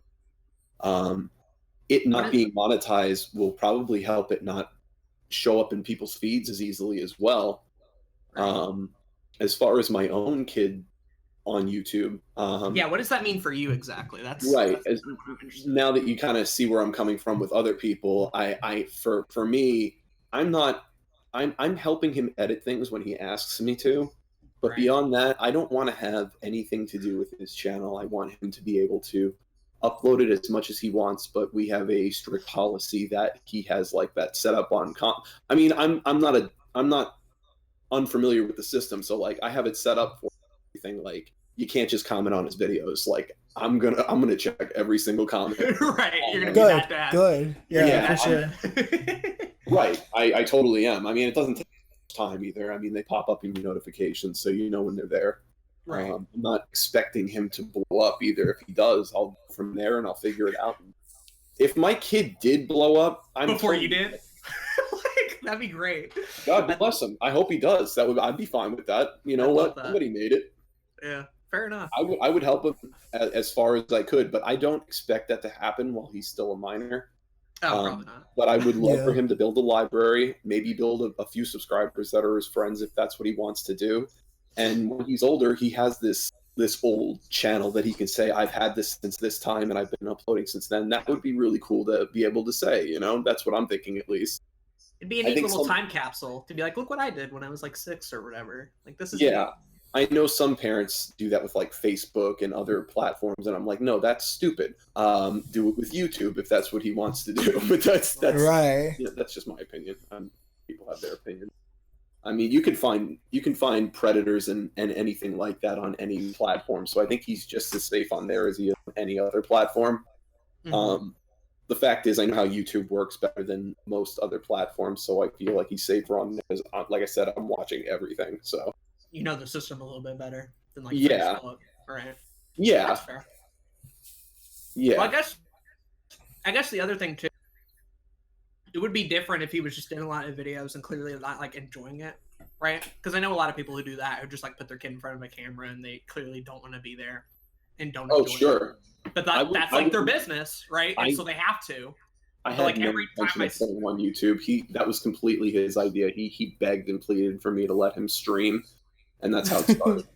But every time I see your kid on a video or something, it's like not only like funny, but he's clearly enjoying himself, and that's what matters. I think more than anything is that it's fun for him, and it's a cool like little bonding thing as well to like have you and him have a similar interest together and really have fun with that. I think is awesome. Absolutely, that's exactly how I see it too. It's something, man. It's like it's my video games. It's like what I do when I'm not playing games. It's my other thing to do, you know. It's like I actually really like doing that, so like that's why I do it. It's not really to like, you know, there's reasons behind it. Like I would love to get big and everything. I'm gonna do it no matter what. I don't really care if people are watching. Right. So exactly. I mean, it's just always been fun for me. Like I said, I've been doing it since really big ass camcorder. Actually, you'll probably see it in a Cowfro video before the end of the year, but like this big ass camcorder I used to carry around with me. So like if I was doing it then when I was little, I don't see why I wouldn't do it now. I can do it with something as small as my phone. Sure. For sure. Absolutely. No, that's cool. I have another question. This is an interview. Okay. Zach's like, hold on, wait for this segue. I have so we'll pass out on you. That's the segue. That's it. Yeah. No, that's cool. I'm really glad that you're you know, giving that kind of stuff to your kid, letting him do the amount of it that he wants to do, and he's completely in control of that while you're like, you know, watching the back end, making sure the comments are good, because we all know that the community on YouTube can just not be good at times. Yeah, I think it can be awful. Parents should be allowed to make their parents should allow their kids to do what they want to do, and that's what he wants to do. It just you know, that just means I have to be a parent in that sort of aspect. I got to make sure he's being watched out for. If he was going to dance or ballet practice, I would have to drive him to dance and ballet practice. I'd have to make sure he was at all shows. If he was, you know, playing an instrument, right, recitals, I'd have to be there for that. You know, it's just another thing that you do as a parent. That's all. Yo, Zach, real quick before you ask that, I just remembered back to like when I was a kid, when I was starting YouTube at all. Did your parents care, like even remotely? Mine didn't, but I wanted to know from like, your perspective. Did they ever my parents contribute? My parents really didn't know what I was doing for a long time. I don't think they still don't really understand a whole lot of it. Yeah. But my parents were also very strict and very like I was a very sheltered child. I think we've talked about this a little bit. But it was like for a very long time, whatever I did on the internet, like they knew exactly whatever I was doing. So I would be very careful about whatever it was that I was doing. And so like even going into like the end of middle school or the beginning of middle school, when I started exploring different sides of the internet and all that kind of stuff, you know, as you do, I was very knowledgeable on your history and different keyboard shortcuts so you could shut things down really quickly. All right, like a bunch of shit like that. But when it came to YouTube, my parents didn't know anything that I watched on YouTube except for like music related stuff. And then when I started making videos on there, I really just didn't tell them. I recorded a lot of stuff at my school before I even recorded anything at home. And I've slowly but surely had to kind of introduce them to what I do. Like I mentioned it to you before, I got in trouble for saying a curse word in a video. After doing like 2 years of videos with curse words, and I'm probably like 300 videos, right? Yeah. So. But you have younger siblings, though, right? Like, but I have younger siblings too. I have one, right? and he's like a year and a half younger than me. So like we're pretty close and a lot of that sort of stuff. Yeah, I have 5 younger siblings, and they're, even though like my closest sibling is only 2 years younger than me, like the dynamic is still older brother, younger sibling type thing. Sure. So that's interesting. Yeah. Like, yeah, I honestly wish that I could get my parents more involved with the YouTube stuff. I wish that I could show them my comedy music, and I wish that I could like laugh at some of the dumb shit I've done over the years, but because there's kind of that you know, I say the fuck word occasionally, that kind of stops them from watching my stuff. My mom not so much as my dad. So it's, and because I have younger siblings, I can't just be like, look at this really stupid but funny comedy album I did. I can't just like show it to them, and that kind of sucks. You can always song Billy. You saw Billy the Giraffe. There's always Billy.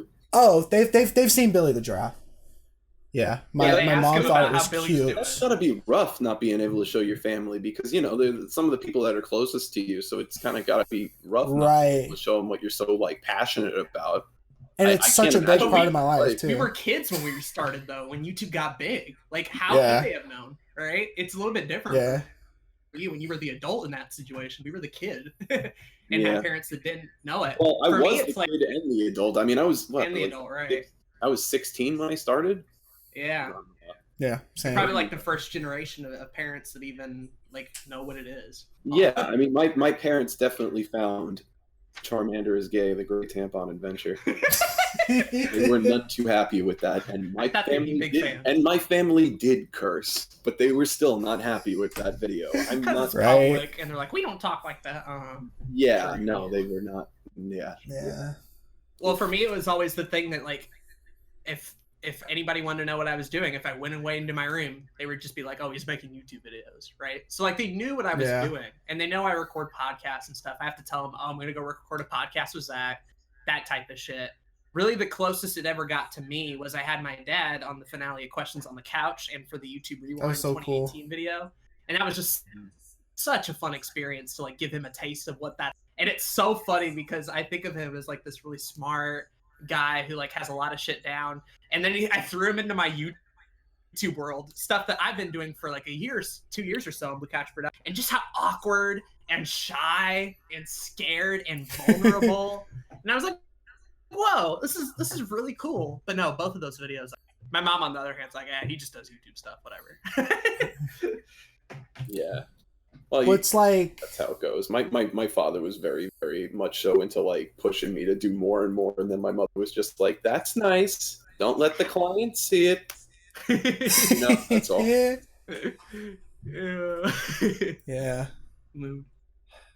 It's weird because it's like I don't think my parents are gonna fully understand any of it, right? I just don't think they will. But I hope that if I get to the point where I'd like to be with it, to where it is like fully successful, right? Like I'm not just doing the client work and that kind of stuff, and it's just like whatever I want to create, I get to create and make money from it. I'm hoping that I can get to the point where it's like my dad fully understands it, and he's like, okay, like it's not just like some kind of dream type thing. Like he's actually doing it to pay his bills. and more. Like, and then at that point, I'm hoping I can be like, start a podcast with my dad. Like, I think that'd be really cool. That'd be so Because cool. I've talked to my dad for hours about all kinds of shit, right? And I think it would just be now really with him. cool. Do it now. Do it right now. Don't Do it I would love immediately. to. Call him up. No, really. Don't. I would wait for love that. Do it to. now, man. Maybe. You I should. think the problem with that right now is like we're still dealing with a lot of the family stuff that's happened over the past year. And it's like we're still in the midst of so much shit and they're trying to like get their bills figured out. I'm trying to get mine figured out. And so it's like a lot of conversations I have with my parents right now are like, life sucks. We got to figure shit out. Well, Like that's most of my conversations. Reason to talk about something else because you really don't know how That's it's true. going to be like that. You know, That's like, true. I can Maybe tell you from maybe my I should own- do something my like own upbringing. Like I am running a business with my family, but that's because that's all we had growing up. We were No, you're broke as right. hell growing up too. I mean, I'm not like doing super well just because like we run a business or something like that. That's True. sometimes that's can be The overlooked, I guess. I don't know, but like I think you should take advantage of it while you Okay. have the chance. And if he's, if that's all you're talking about, I think it's more motivation. Dad, let's talk about this. Let's do this. I think you should seriously do it now. It might actually give him something to look forward to, besides coming home to stress out about bills. Yeah. Or at That's the a good very point. least, you could kind of understand where you're coming from, of like how it is to film and do these type of projects and how much work goes into it, right? Kinda give you an Right. idea. If I could just say something, and I don't know how weird this is gonna sound, but like I used to show my dad all the videos I did, and he'd always be like, "Okay, that's cool, but what if he did this?" He never was like super wild really about cool. it. But the shitty thing is, he never saw a single Cowfro video before he passed away, and I think man. that was one of the worst things that I wish I had shown it to him because I had like numerous videos out before he actually passed away. I think you got to take advantage of it. You never Okay. know how long you have with somebody, and I guarantee if complete strangers at one point to you, like me and Aden, can fucking love your shit, I guarantee your dad would be so into it. I'd be so interested in like how much of the Zach mannerisms and creative stuff came from like his dad. Like what part of Zach was from a generation back, right? Like where did Yeah. a lot of this stuff come from? Yeah. It'd be so fascinating. I agree, because you could kind of see that with Aden. You can see it with his brother and with his dad, and you could even see Parker with his grandfather. Oh yeah. That's I love true. that dynamic Yeah. anytime he shows up in a video like that. It's so cool. Yeah, I think you should get on that, man. I think that's a totally cool thing you guys could be doing. I mean, it's only going to force you to spend more time together. That's true. Even Yeah, if the you're right. I first, think like, you're right. Even if the first 5 episodes are awkward as hell, you'll eventually kind of I work think in. most of it would be awkward Do at it. first, right? But Well, like I yeah. said, we grew up poor too, so like we had to find other things to talk about. Otherwise, you're going to be depressed all the time. This kind of forces you Right. to have to talk about Right. something else. That's true. Ask him what his favorite Minecraft block is in the conversation. I'm sure that'll. If he doesn't that'll like work. you cursing in your content, be like, "Here's someone who supports is basically a horrible human being compared to me," and then just show him one of my videos. He'll feel 1,000 times better. Just don't show him the Charmander one. Show him a Cowfro. Damn Don't- it! don't- That's my don't put him in favorite shock. video of yours. Yeah. I think that's part of it from our parents' perspective. None of it feels real because it's content that goes out online and it's watched by people who you haven't even met in real life before. And you talk on Discord for hours and hours, and your parents come in like, "Who you're talking to?" And they're like, "Oh, friends of mine." Yeah, sure. All right, child predators. All right, I'm fucking, I'm watching Right. out for these fuckers. Like, it didn't feel real at all. And as much as that whole South Carolina trip thing was wild and put me in a real bad place, one of the nice positives of it was my mom seeing like Zach and Damien for the first time and being like, "Oh, they're like real people here. What the fuck?" Right? Like I don't know what she was expecting to see, like a homeless man or something. I don't know, but to see somebody in real life on the other end of it, and then even have her like ask how Zach is doing is like so cool to me. When it was just for the longest time weird people on the internet, right? I Right. love that change. It's so fun. I guess it was a little different for me than it was for you guys because my parents worked in telecommunications at like a young age. Like they used to actually literally solder like PC boards together for phones and stuff. And then, my dad used to do the audio for Dateline. So I used to Oh, be wow. like in the Rainbow Room, and I'd like get to see him do that kind of stuff. So That's really I cool. was always kind of familiar with the telecommunications thing. So personally, to me, I was kind of surprised there was nothing like this earlier in time. Like I was always looking for like the thing I was missing out on. Like back in those Ventrilo days, I was where's like the better thing to use? Why is there nothing better? Right. It's like you'd go to the Rainbow Room or something, and you'd have these amazing intercoms and 1990 something, and it's like you can hear them crystal clear from across the buildings and stuff. And it was just like I don't know where I'm going with this. I'm just having an old man moment again. I'm sorry.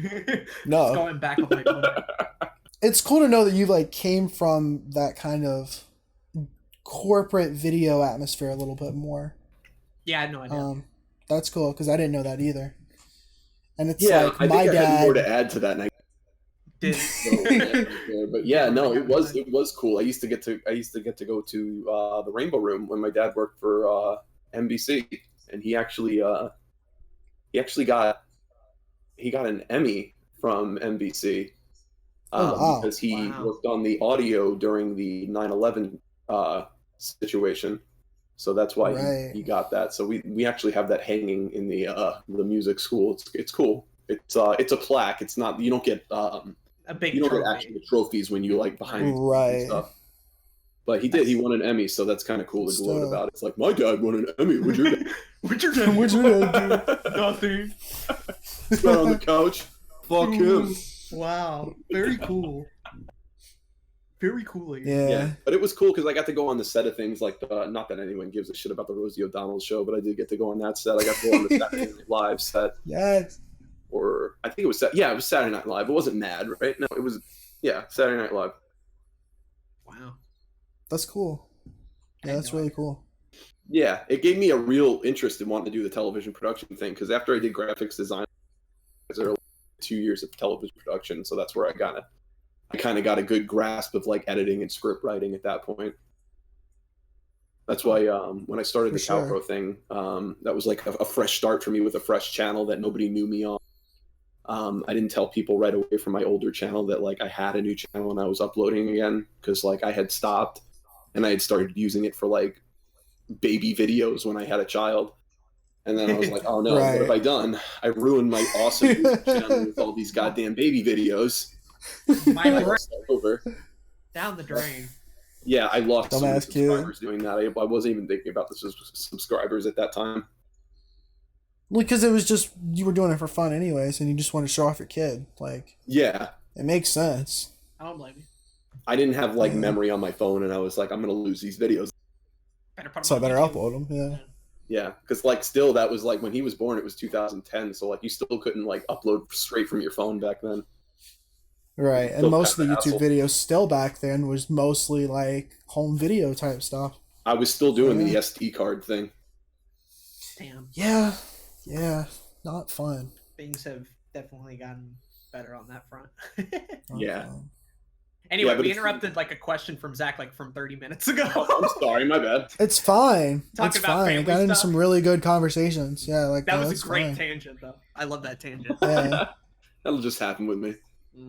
Well, speaking of like the different old videos you used to make, and you mentioned the Charmander is gay video. Yeah. What is your favorite project that you've done? My favorite. Like, do you have a favorite? That would be Poseidon's Fury, which is not on YouTube. Really? Yeah. Poseidon's Fury is a video I did when I was I had just graduated high school, I believe. No. Okay. I was in 12th grade. I was in 12th grade. Okay. I was in television, my first year of television production class, and my entire class had to do a project. Some of the team had to do the script, some of the team had to do the camera work, editing, all that. Like, I was so into everything in television production that I was like, I want to have a part in everything. I helped write it. I helped fucking act in it. I did most of I didn't, somebody else was supposed to do the editing, and I knew he was going to do a shit job, so I did my own edit, and it was so much better. So like I did fucking everything along with the whole crew. The only person that did more than me was probably this kid, Alex Graff, maybe rest in peace, because he unfortunately passed away, but that kid knew his shit. Anyway, this video is like 12 minutes long, and it's about a character named Max, and he believes Hurricane Katrina is coming, even though it had already happened like 2 years ago at that point. Sure. So like I find a stupid sidekick after like I do like several montages throughout the video, and they're all to the band Journey, and they're Nice. it's really funny. It's such poor quality because I uploaded it on Facebook so long ago, but like Wow. I'll have to find it or add you guys on Facebook so you can see it. But like it's definitely the thing I'm most proud of because I think I put more work into that than anything, just because it's 12 minutes of me acting and lighting and cameras and all that stuff. Like a back production. back before it was easy to upload. So it was like, I think that's what made me love it so much more, is like, you can't even imagine how much time I put into this, because like it's so easy to take for granted to do now. Right, for sure. But like at the time, yeah, no idea. But like, I swear to God, from beginning to end, and you get to see bitch tit Max, which is I think the only video that where like I have big ass man boobies flopping around. So like, that's a fun thing to see too.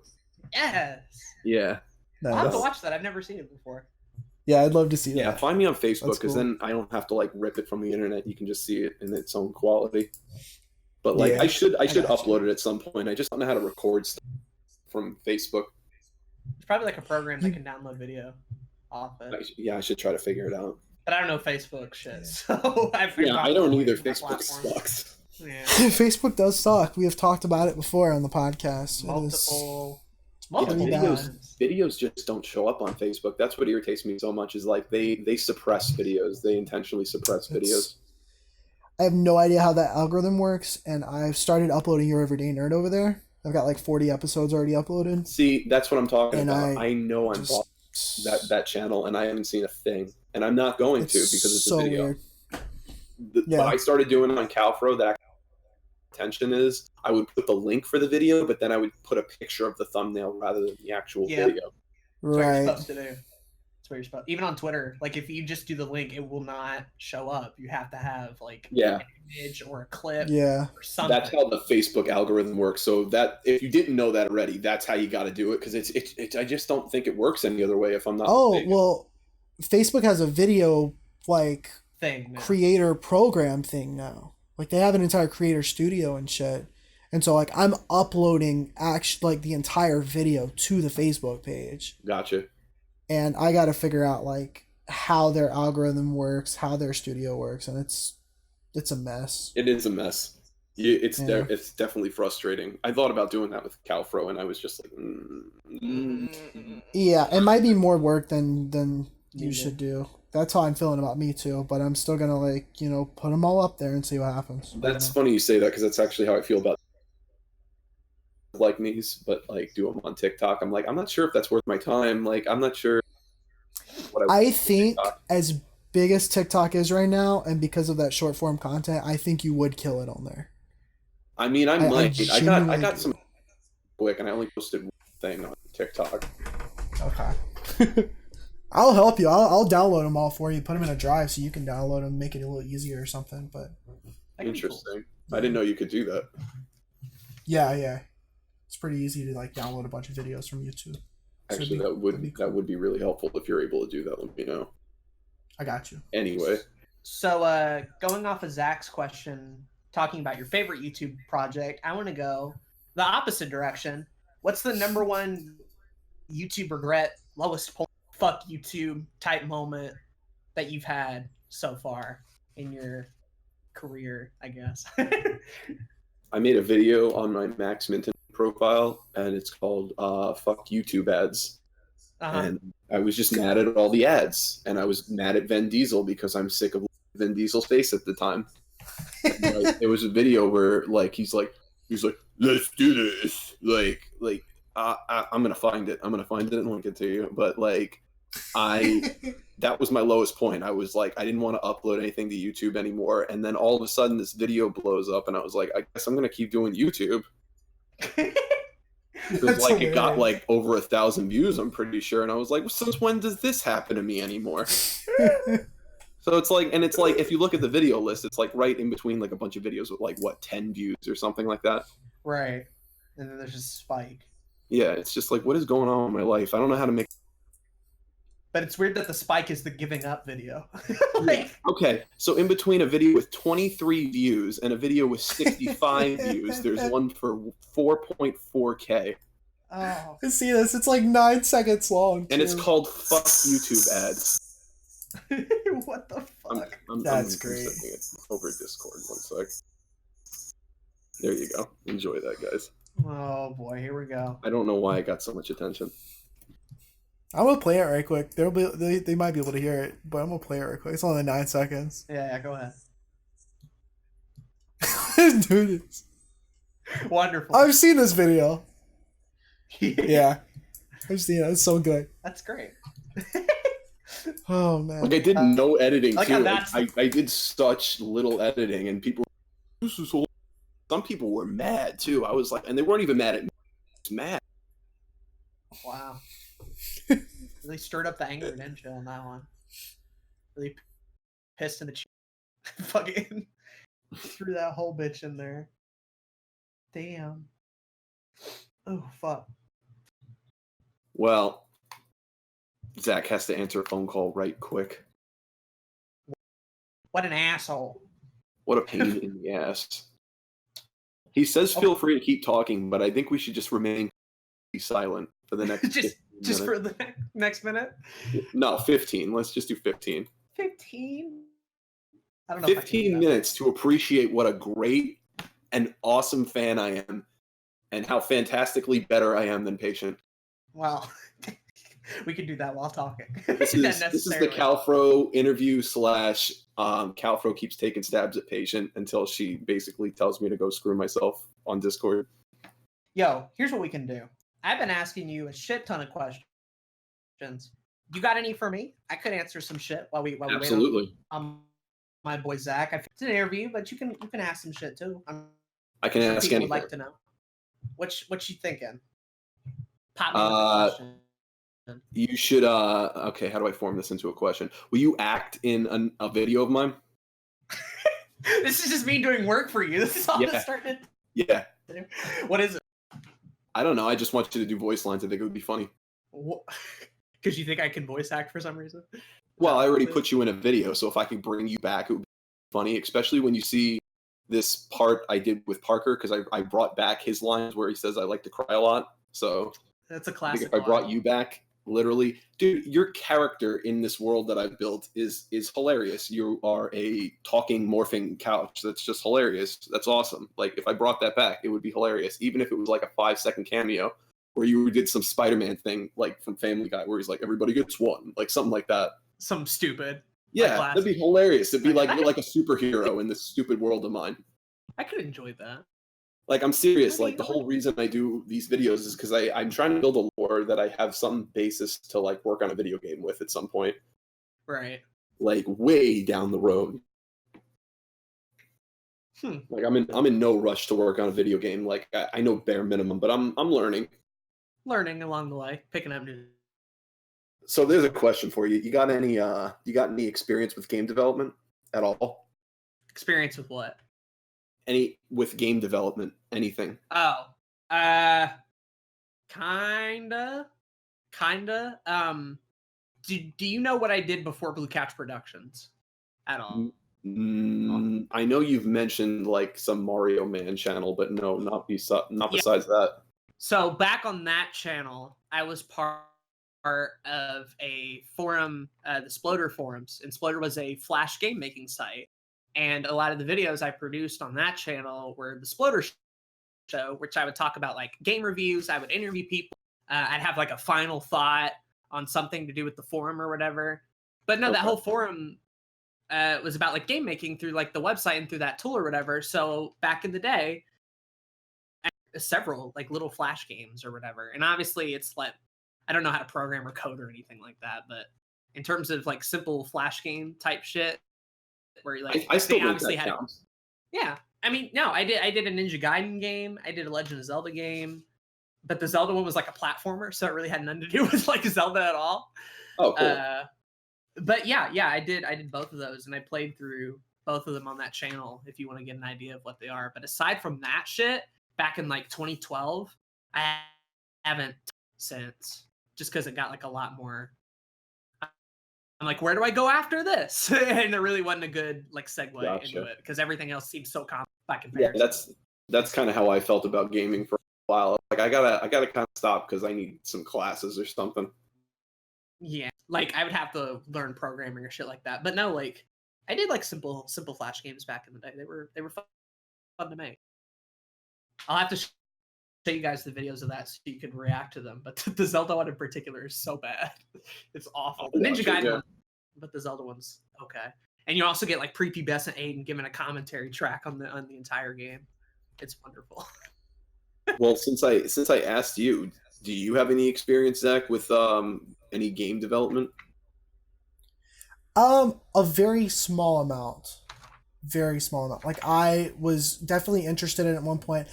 I thought in high school I wanted to go the track of a video game composer because I was super into music for such a long time and I had just gotten really into games in middle school and high school. So I thought, hey, why not combine the two and compose for video games?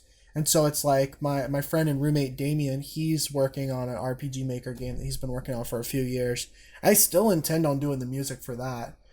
So I know a little bit about RPG Maker, but I know more coding about websites than I do game development.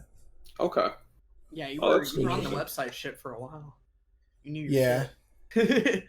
I have like a huge amount of experience with RPG Maker. I've been using it since '98. RPG Maker 98, I think. So like I've been using it since then.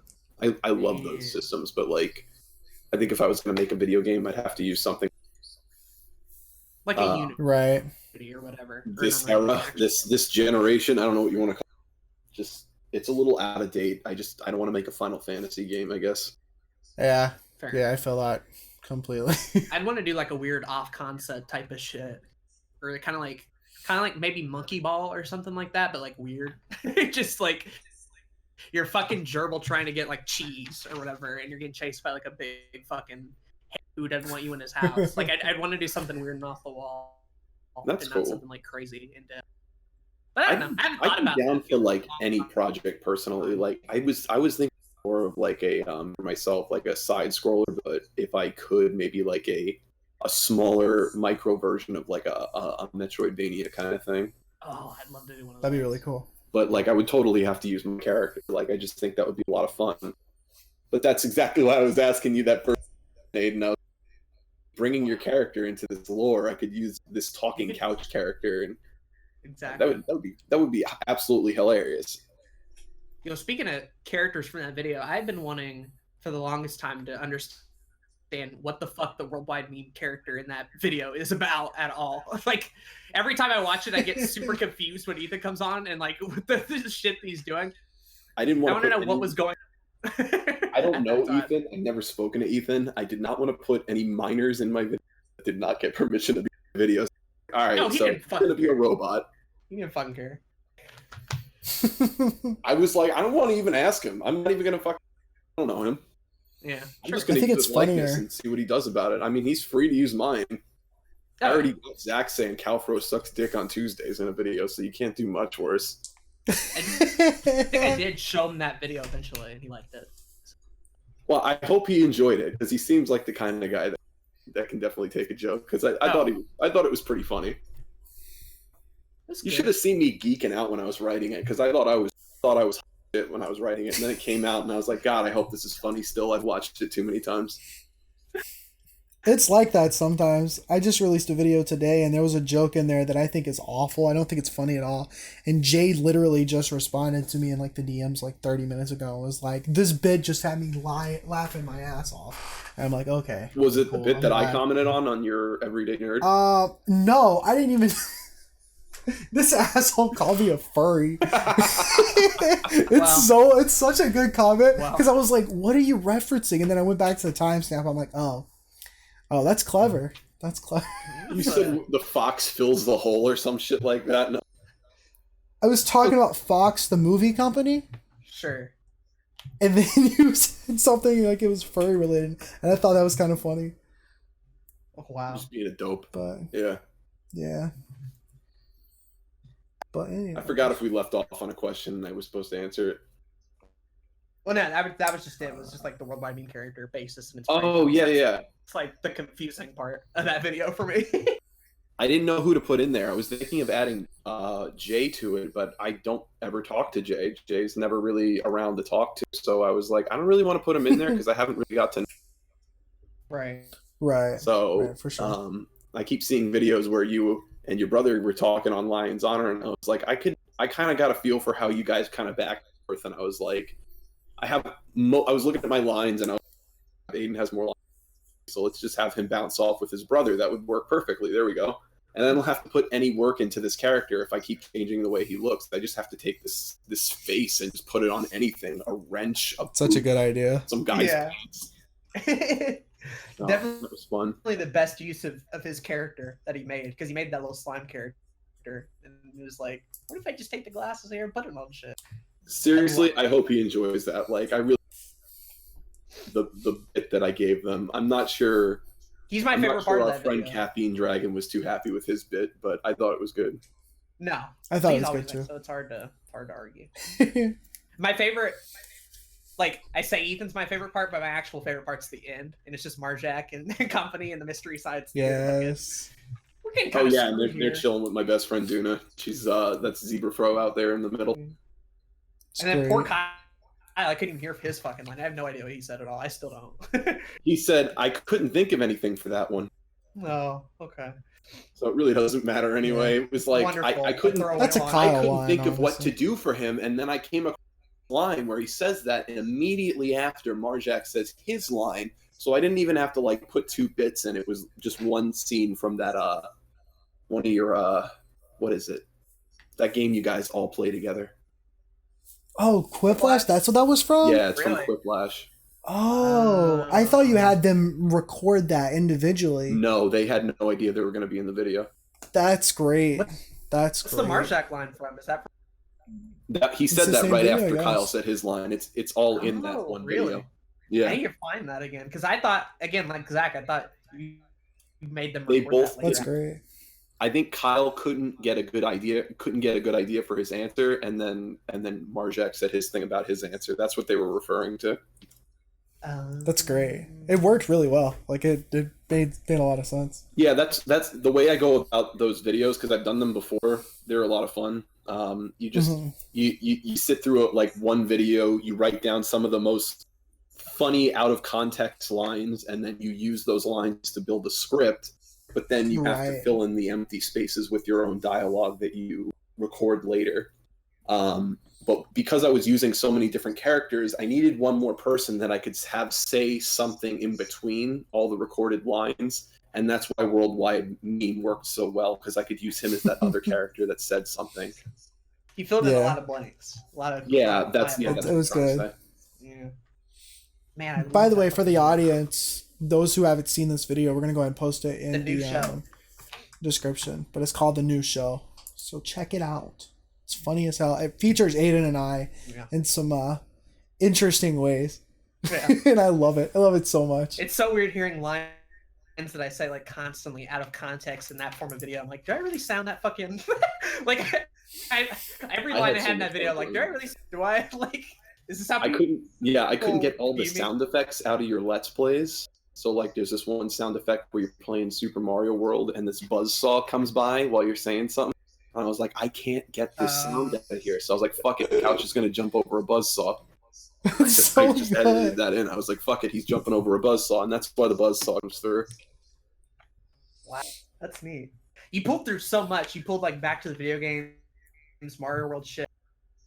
Then Zach. Yeah, I'm telling you, I think I line got from the more Sailor lines Moon from you video. than anybody, because I actually wasn't satisfied. You didn't say as many weird out of context things as everybody else. So you actually made me have to do more work. I think Dig that's through why. it. Interesting. Zach was really easy. I just went to the Sailor Moon review. Yeah. Yeah, I say a lot of weird shit lately. That's why I made a whole Black Panther song of just out of context. Unfortunately. Have you heard that, Fucking Cowfro? lines in his review.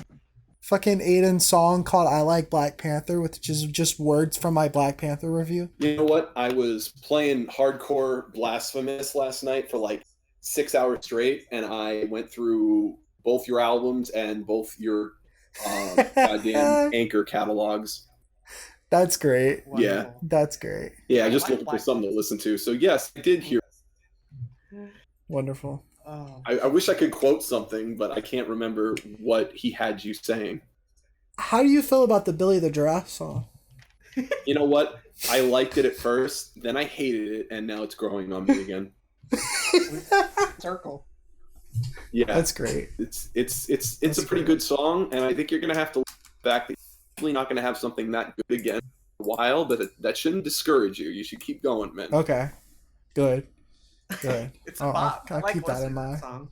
Yeah, if you were to do a best of Oh, album man. after you do, and you didn't have Billy on there as like number one, Oh, like It's Billy has fucked got to up. be on there. Iconic song. It's an yeah, iconic. you dropped the Yeah. ball.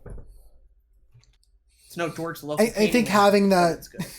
having that giraffe music video definitely helped make it a little funnier too. Oh, You know, Yeah, what would be good. You got to do a mashup album. Get everybody. We've talked about mashup that. album and get like 2 of Aden's, 2 of yours. We talked about that. Eventually, Parker's Literally gonna come out that. with a funny one, so then put that one in there. I'm not okay. So this is a bit of a spoiler for later on, but literally, there's a plan for a Lions Honor Gaming mixtape featuring me, Jay, Zach, and Parker, and it's like our best hits from all of it in one video. Is the idea, but like clearly, there's a lot of planning and shit that needs to go into that. So we're not like a lot of the way into it, but we've discussed it before, and that's the plan currently. Yeah, you guys inspired me with the albums. I'm not gonna do an album or song in the future because like I had fun doing one like I think it was like a year and a half ago already, and I was like I want to do another one of those, but I like lyrics this time. Nice. Zach's recent project he got coming up in October, that will inspire you for sure. It's a lot of hits. I got a mixtape coming out that's it's awful. It's not even good, but it's funny as fuck. There's a lot of Well, you know me. I'll listen to lot of all of hype. your garbage. Don't worry, guys. Oh, good. It's all going through these ears, unfortunately. Just For better or worse. just be grateful that you didn't know me sooner, because there was a lot worse. Yeah, I don't know how long you think I've known you. I think we talked about this, me and Aiden, one point. Like, I don't know, man. I've seen some cringe stuff. wow. That's fair. That's fair. Well, I think we've known each other for what, 2 years, or has it been a little longer? I wouldn't be surprised if it's longer than that, but I It don't might know be for around sure. 3.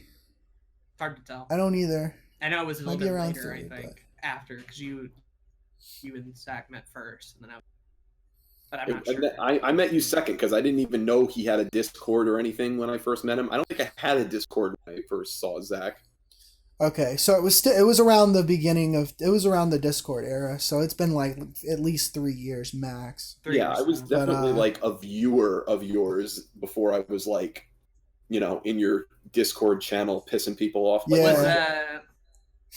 Was ESP a thing when you joined, or was Speed Game still at the time? Because that would give me perspective on when that happened. Wait, which one was first? Sabijan was first, right? Sabijan Games was first, Yeah. and then Zach made ZSP and then Yeah, that turned because- into Your Everyday Nerd.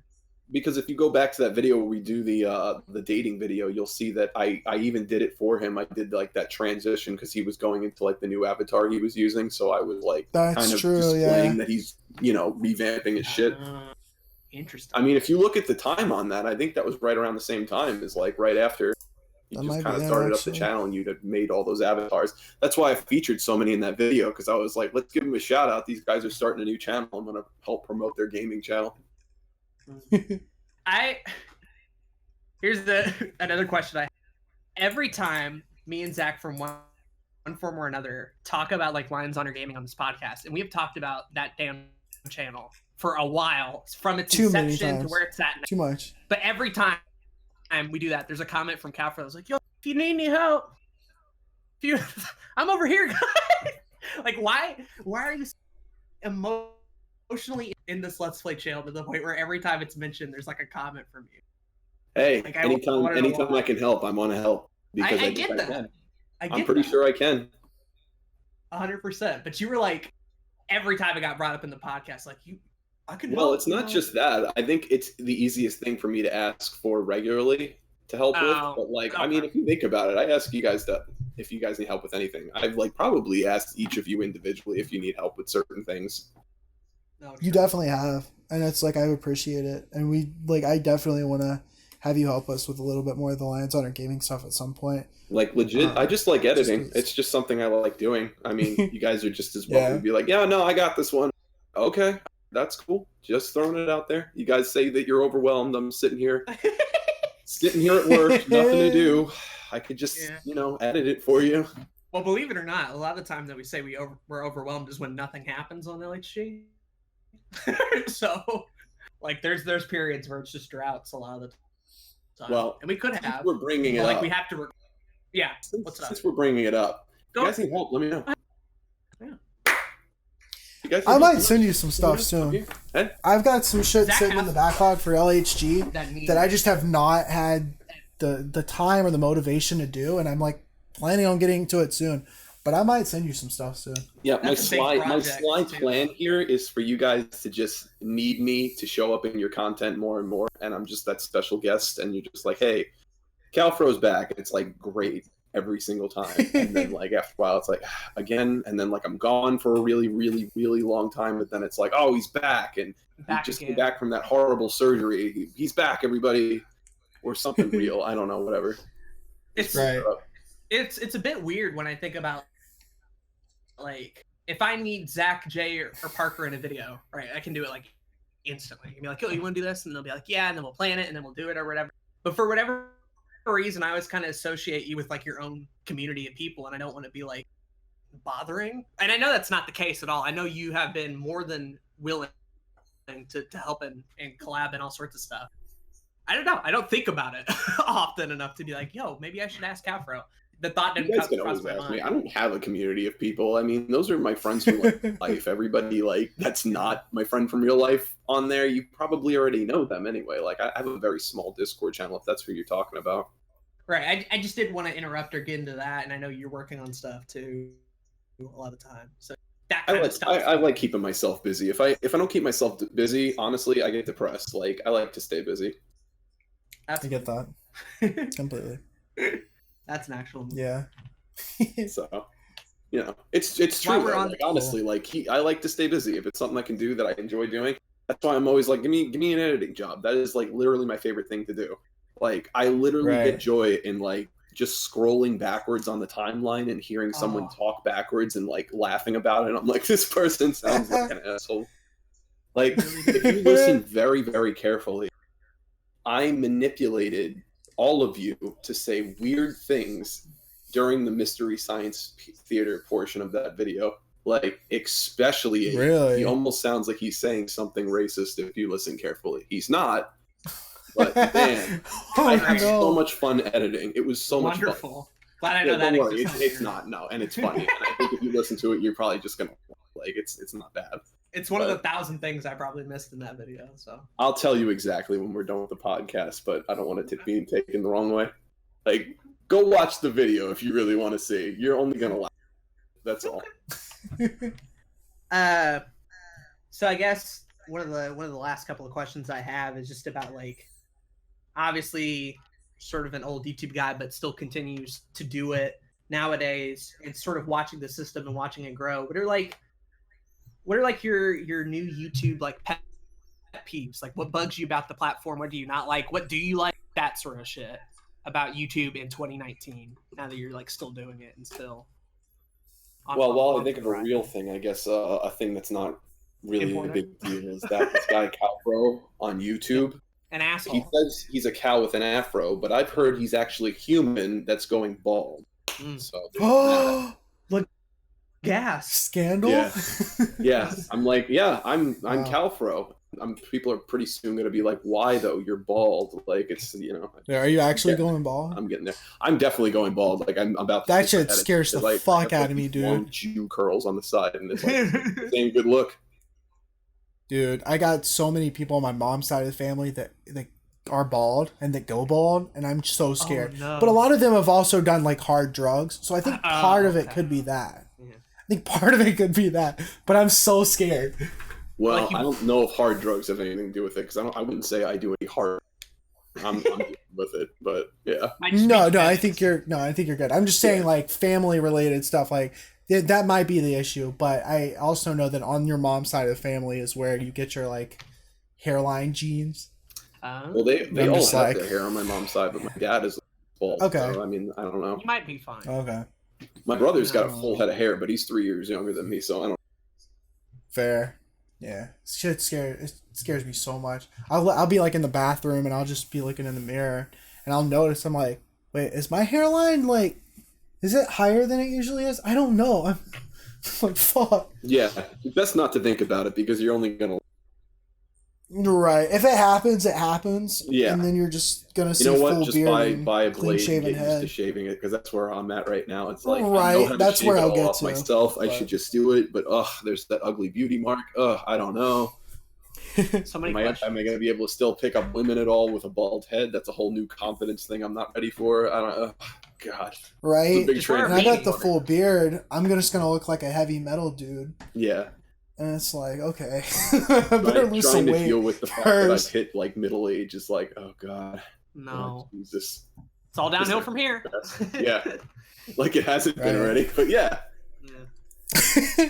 Yeah, I gotta lose some weight like sooner rather than later, because it'd be one thing to be a bald man, it'd be another thing to be a fat bald man. Can't have that happen. True shit. Yeah. At least I'm not short. Yeah. At least I'm not short. got So the I got height that thing, going for yeah. me. Yeah, I won't be a short fat bald man. Oh, good lord. Fuck. I forgot what the question was because I started talking Oh, about being bald. Pet peeves. new YouTube pet peeves. What bothers Oh, you? yeah. What bugs you about the platform? What do you like? Dislike? I don't like that when I go from one browser to another, it changes the light dark mode. Does that happen to you guys? all the Or is time. that just Yep. me? All the time. Especially if I go in incognito, I gotta manually fix it again. Yep. Yeah, like make it a standard as black and stop fucking with people. Nobody wants white. Nobody wants white. Yeah. And that one I person agree. that does, fuck them. Stop Yeah. listening to them. I That's agree. the same Dark exact mode. person who said that they were confused by check marks. Yep. LOL. That shit still pisses me off. I'm still mad about that whole how they went back on it. Like I hate YouTube. I don't mind whatever they do. Like honestly, I'll get over it way.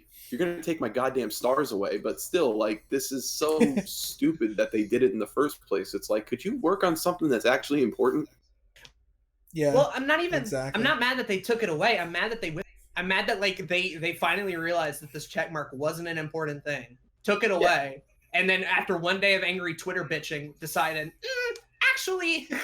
I hear you. Yeah, it's ridiculous. Yeah, that's what I'm mad about. Like, and I get it. It's a waste of resources. Absolutely. There's 1,000 different problems that they could be fixing. But in terms of a change that I was happy about, I was like, yes, okay, cool. We're moving on from this shit.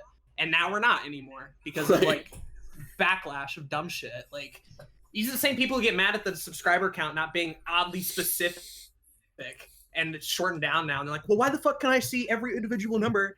It's like, subs don't fucking matter. Like, what's your issue? Yeah, mine go up and down all the time. I kind of stopped caring. I'm like, okay, Same. I'll just go by the 100th. And that's these same people that are like, well, Fair. YouTube hates small creators, guys. They took away my check mark. Like, fuck you, man. Fuck No, I'm you. pretty sure they're right about that. Susan emailed me herself. She said, fuck you, Cal. We'll never make it big. So, like, I You got know that what email I- too? But, like, everybody else has no right to say that. Except me. I was so confused. Like, I got the same email and it just said "fuck you, Cowfro." I'm like, that's not my email. This is the wrong email. You should Everybody got the email. send it Everybody got the same email. Next so thing, everybody you just knows. be like, guys, that's funny because I actually got an email. I have to edit an email later. I'm gonna do. We forget the conversation app, and I'm gonna be like, "Here's the Just email, post it on guys." Twitter. It's just a Right. fucking big dumb face in the picture. Poor Susan. Oh god. Yeah. So you hate light mode, dark mode switching? That's established. Oh yeah. I'm sorry. What else grinds your gears? Like Peter Griffin off the funny Family Man show. If you're clicking a link for YouTube and it takes you to YouTube, like I don't know if this is like an interface for a phone or something like that, or like a website, but I just want to go to YouTube. I don't want to go to like a browser's YouTube. I'm sure it's just like an interface with the phone, but like I had an issue with more than one device. It just kind of annoys me. Are you talking about like Twitter links, like YouTube links on Twitter, clicking on it and then it go into the browser instead of YouTube? Yeah. Yeah, You have I'm an sure that's iPhone? something in settings, but like it happens to me on my computer and Yeah. stuff too. Oh, okay. It Weird. might just be like Macs. It might just be Apple stuff. I don't know. I So think that might so, not be a fair but still complaint, and weird. it's so minor. It's not really worth complaining about. That's bizarre. So I think what Aiden is kind of getting at too is, do you have any kind of pet peeves with the ecosystem around YouTube, like as a creator, as someone who watches videos, not necessarily the logistical side of the platform, but more or less Not the interface as much as like, yeah, I feel you. Okay. right, the atmosphere around it. But I like those too. I like those minor nitpick shit. I love that. Yeah, shit. those are cool Yeah, too. I mean, and I'm the only reason I even Yeah. mentioned those reaching. I don't really have a lot to complain about. I'm just like, Okay. you know, like we said earlier, I'm an old man. Like I'm just grateful I have the platform. I don't have a lot of issues with it. Cool. Most people should have that mentality. Yeah, I get to upload as much stuff as I want for free, and I don't take that for granted because I'm on other websites. I try to upload like on Vimeo and stuff, and they limit how much you can upload in a certain week and stuff. I hate that. I could never Right, upload they a charge Cowfro you and video shit. because they want me to pay for that, and I'm like, YouTube lets me do it for free. People are still able to see it. I don't really have to. I don't have to pay. I don't know. That's a big. I don't have to pay for something. Somebody paid for that server that it's sitting on. It wasn't me. I'm just grateful for that. I agree. That's I a- agree. So many people take that for granted. That's a nice So way to many look people. at it. I think. Yeah, I I don't know. for, I don't. for days about the type of content that thrives on this platform and like what people do with it and the outreach and all sorts of shit. But it's also just like we live on a pretty good timeline where this even exists. I think a lot of people are just privileged and they just expect a lot. Mhm. Like some people make a good point and then you'll start following them and realize they make 20 bad points and you're like, I don't really know how much I agree with this person actually, because like that's happened to me a lot. So I mean, I don't personally have. I don't have any issues. I don't know. I don't have any issues. Cool. That's dope. Yeah, it's crazy because like even from like a storage perspective, because you were talking about earlier how you used to use YouTube to like upload your videos of your kid and like shit, right? Yeah. Like even from a storage perspective, it costs money to post more than 15 gigs of footage or files on Google Drive. Right. You can post hundreds of gigs of videos on YouTube for free. Right. Yeah, I'm And really it's- grateful yeah. for that. Like, you know, and these are like precious Yeah. memories for people. For example, you know, my father passed away, but I have videos of him Mhm. to remember him by, and I only have YouTube to That's thank so for that. cool. Because, like, you know, we're paying for cancer treatments and stuff. Like, I don't have the money on top of the cancer treatment money I got to take to go and get, you know, a storage device for a silly video of him playing piano. Right. I don't have it. So like I'm very thankful for YouTube. Unless they ever That's awesome. cancel my channel or take it down, then it's like I take it all back. Fuck them. Then I'm mad. Oh Then- yeah, Then it's yeah, Susan's for fault, sure. and I'm going to. It's Susan's fault, and I knew it was coming from the email. Yeah. I mean, I shouldn't. Right. So did I, But because you know I got the same email. But yeah. I like the lore. But how do you guys feel about it? Do you guys feel like any sort of way about something like that? Because I'm curious. Well, I think like my thing is, me and Zach have both preached a lot about like we're not YouTubers, we're content creators, right? And as much shit that goes wrong with this platform and as much bad stuff that happens, it's nice to be able to just build that skill set. And so like if the day comes where like YouTube isn't a thing anymore, if it gets bad to a point, we still have the skill set to like go make shit. Like YouTube isn't the only avenue to do a lot of creative stuff on. And so that's kind of like one of the perspectives but also on the same token, we've also talked a lot about like YouTube's a cool thing to have. It's still on the up and up. We are still in the very early stage, and it's cool that like people can just upload whatever and you can build an audience that way for free. Like, I don't know. What about you, Zach? Yeah, no, I think we've definitely, had those moments on the podcast where we had to talk about the news and the things that people are saying about it and the negative aspects of being a YouTuber or being somebody that's trying to grow on YouTube, who's trying to push out their content and be successful on there. But at the end of the day, like, I care so less so less about the actual platform of YouTube, And the journey. and I'm more or less right. Exactly. Like if YouTube just goes like if it just disappears like tomorrow, like that's gonna suck. I'm gonna hate that. But at the end of the day, I could still make the content that I'm making on other platforms. I can still make a website and put that content there. Like it's not gonna stop me from creating things. Yeah. It just having YouTube makes it a little bit easier to create things almost, right? Yeah. And it's definitely important So- that we take advantage of the time while it's here, right? Before something bad happens or before it goes some weird direction nobody likes. But I don't think anything bad is happening to Not YouTube. currently, no. I think a lot of I think we people talk about it overreact as- a lot, for sure.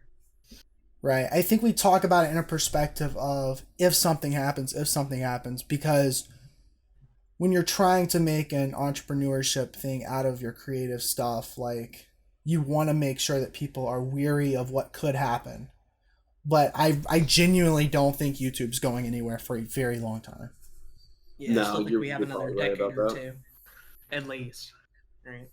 Yeah, I wouldn't even say decade. I would say like 50 years. Like it's Google. It is Google. It's- That's true. Google. Yeah, and why they have would it need to go away? You need to have something Like- more powerful than it, and it would have to make it kind of render it obsolete at the same time. My prevailing Right, we theory use- is that they'll shoot themselves in the foot before somebody else takes them down. They'll ruin their own thing. Is my I just Probably. have no idea how Google would stop doing anything that they're doing right now.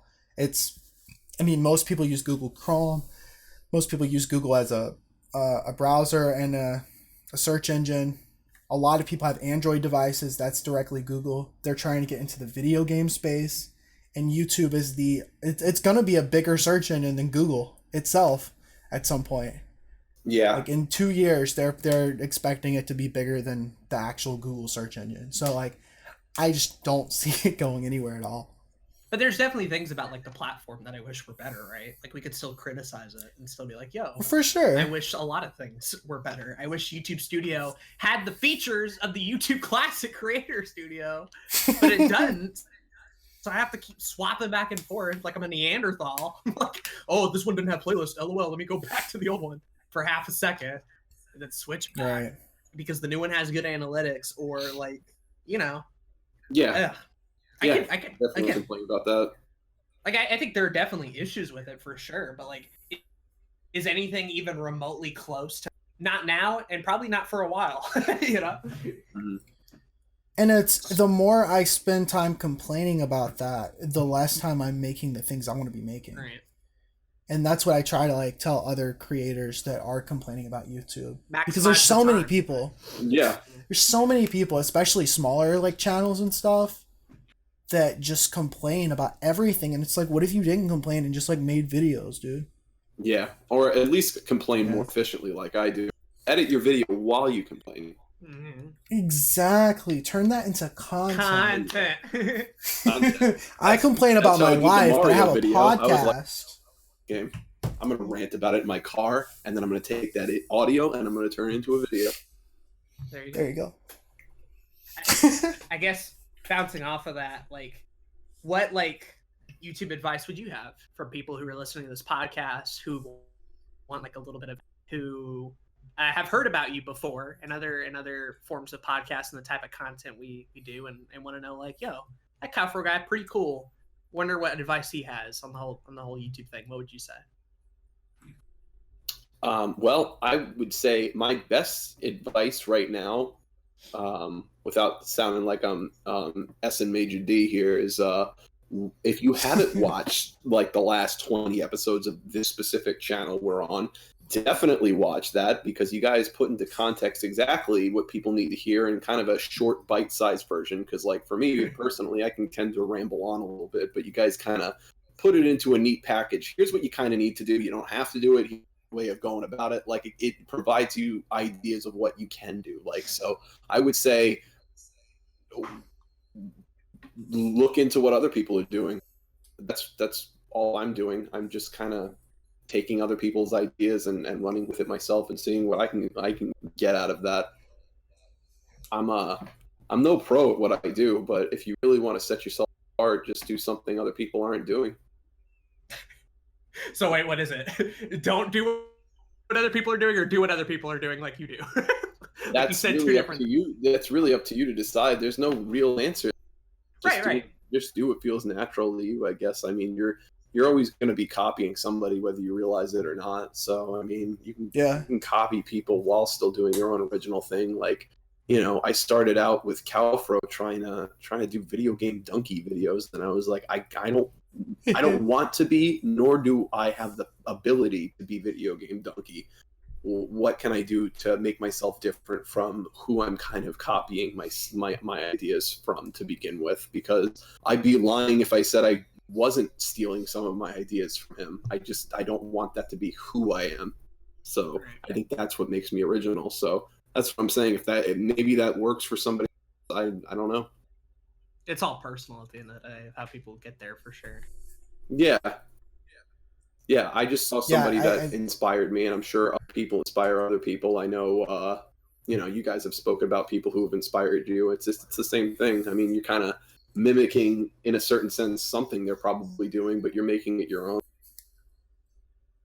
Just do what makes you happy. I don't know. I hate to sound like preachy, you know, but you know, do what makes you happy. Do what you're comfortable with. Do what you like doing. That's all I'm doing. If I didn't like doing it, I just wouldn't post it. Which I've done before. I've worked on videos that I don't feel great about this. I did the Cowfro parable recently, and it was feeling awesome. And then I was like halfway through it, and I'm like, this is garbage. Did not turn out well. This is just garbage. Yeah, no, it's too long, and it's not. It's boring. It's just boring. It doesn't get exciting until like 5 minutes in. I'm like, who's gonna have the attention span for this? I don't even have the attention span for it. That's unfortunate, but no, I get it. I completely get it, and I agree 100% with everything you just said. It's like we've talked so much about. So many people are worried about being original and like how are they gonna have original ideas, and you basically just said like things we've said on the podcast before, where it's like, look at the people that inspire you, do similar things to what they're doing, and eventually, through experimentation, you're going to figure out your own shit. Yeah. And I mean, anybody can inspire you. You know, again, I'm not trying to SD here, but I mean, you guys inspire me. That's why I continue to do what I do, because of smaller creators like you just doing exactly what I want to do. It's like, I just want to make videos. I just want to make content. I enjoy doing it, and if I get something out of it, that's even better. I think definitely for me recently, the whole like at the end of what you were talking about, like be happy with what you do, it has been such an interesting experience going back and watching some of my older videos and realizing how uncomfortable I am in my own skin. Right? Same. And being like, why the fuck am I like this a lot of the time? And it was just like, there's a lot of reasons. I was copying people. I felt scared. I didn't want to be honest about a lot of things because this was a whole new venture for me. And I hope that as Blue Couch Productions evolves into like year 4 or 5 or whatever, that I like stop trying to be something to anybody and just start being comfortable in my own skin for once. Because I have been so lacking self-confidence, dealing with depression, not being proud of the stuff I do, going whole in on YouTube, wanting back to video games to be a weekly thing. And of course, it fucking isn't, because I'm dealing with all this life shit. And I hope the next couple of years of Back to the Video Games are just like, fucking, I have a video that I want to make and I make it and I'm just happy with it, right? And nothing else should get in the way of that, no matter what I do. But man, early YouTube, Aden was not comfortable. I still am. I'm still not. In a lot of projects I record, I'm very out of my element, uncomfortable, trying to say and it's just like, I'm ready for that to wear off. That's exactly how I feel when I try to stick to a schedule. And as much as like that's going to interfere with me growing, I can't let that affect my lifestyle. So like I really wanted Cal to be something I did once a week, and then it quickly became 2 weeks, and I was able to keep that going for a short amount of time until I was like, all right, once a month. And I can't do it once a month because I'm doing more editing in it, and now it's like every 3 months you may hear from me. Yeah, like I never stop working on them, but like, man, I can't put these out here. It's fucking with me. I think it's totally okay for people who do YouTube stuff to just outright say that, like, I'm not trying to make this a success. I'm not trying to make money. The main goal of this entire thing is just to have fun and be passionate about what you do.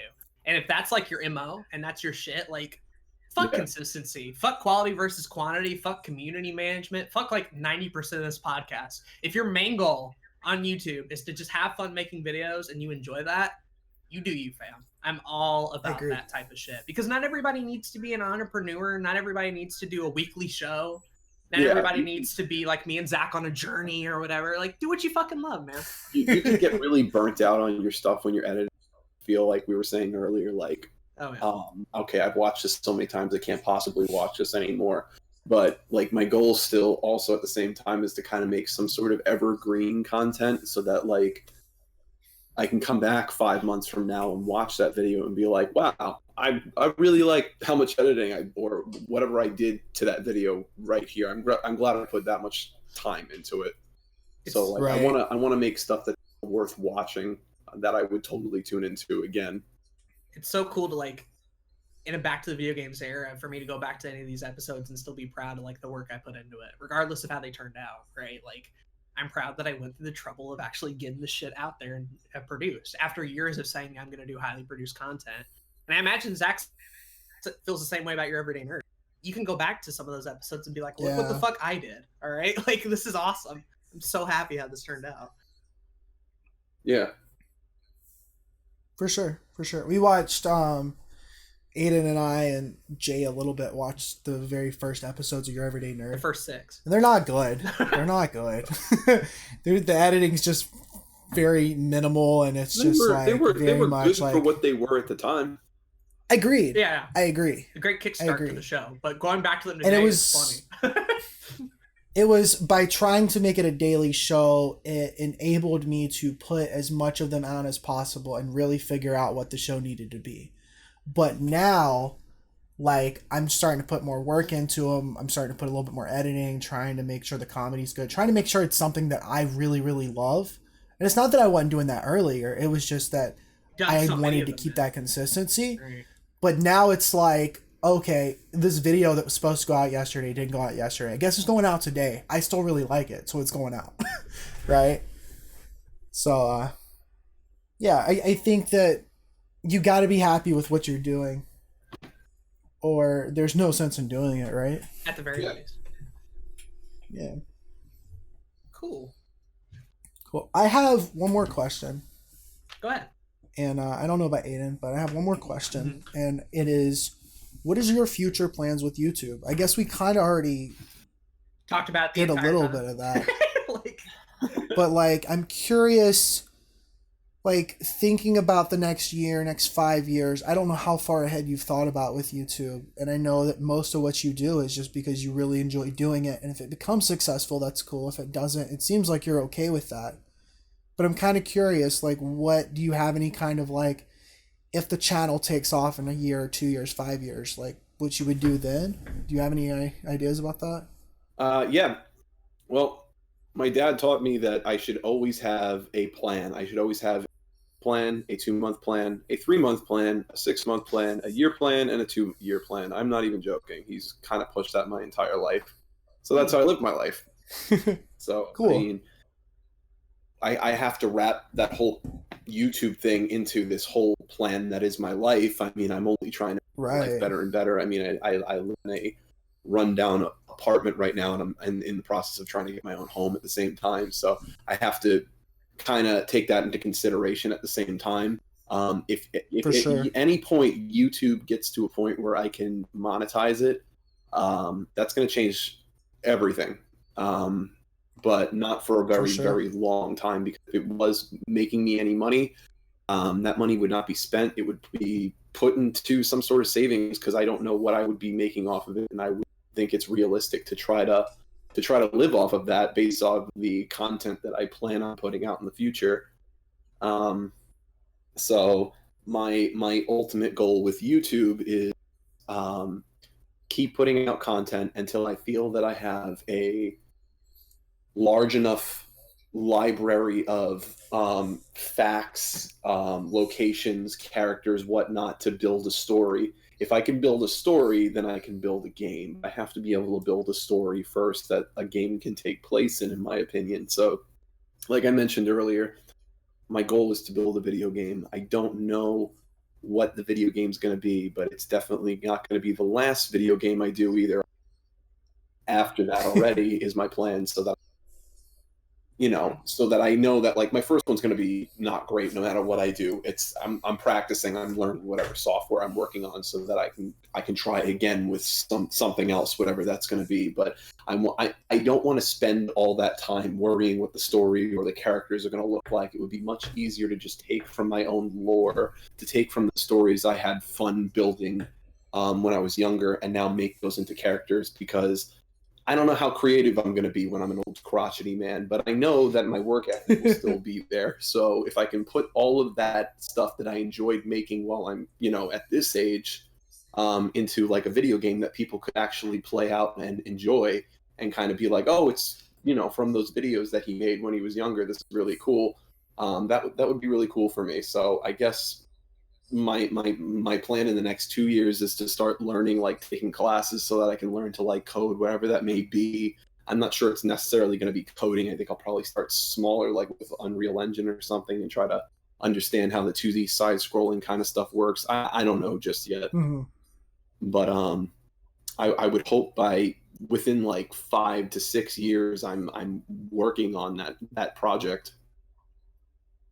That's awesome. I thought you were gonna say you were gonna build a porn empire, but that was pretty close, so I don't feel too bad. I should have started with that, because there's like lead into the video game stuff later. Yeah, there's always I'm building a porn empire.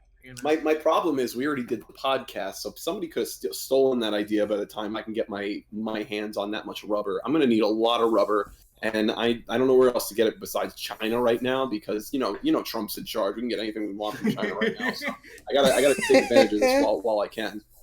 But that's a story for another day. You gotta pounce while it's hot. But no, that's a great answer. I think it's weird because a lot of people, I've even heard from other YouTubers, kind of a similar idea, but they want it in like a movie or like a professional TV show. It's cool hearing that, but like the end result be a video game where it gets better if you've watched the backlog of shit that came. Like I like the idea of this weird culminating big project to come after years of experimenting and growing and having fun and making content that you really like. And even cooler, that'll be something I'll be able to play physically. And not just be like a map or a book, right? Like I think other YouTubers have done that already. Like I know H3H3 did a mobile game, and PewDiePie did a mobile game, and other people have done games like that. But you can't do a video game based off of what I'm doing. Whatever I'm doing right now, you can't recreate it. Nobody's going to come up with the idea to do some Donald Duck character that looks like a walrus. That's always going to be stupidly me, and that's why it's going to be perfect. It's never going to get old, this idea, because my content is supposed to be evergreen, where like I'm not referencing things that are topical. I'm referencing things that I just think are genuinely funny.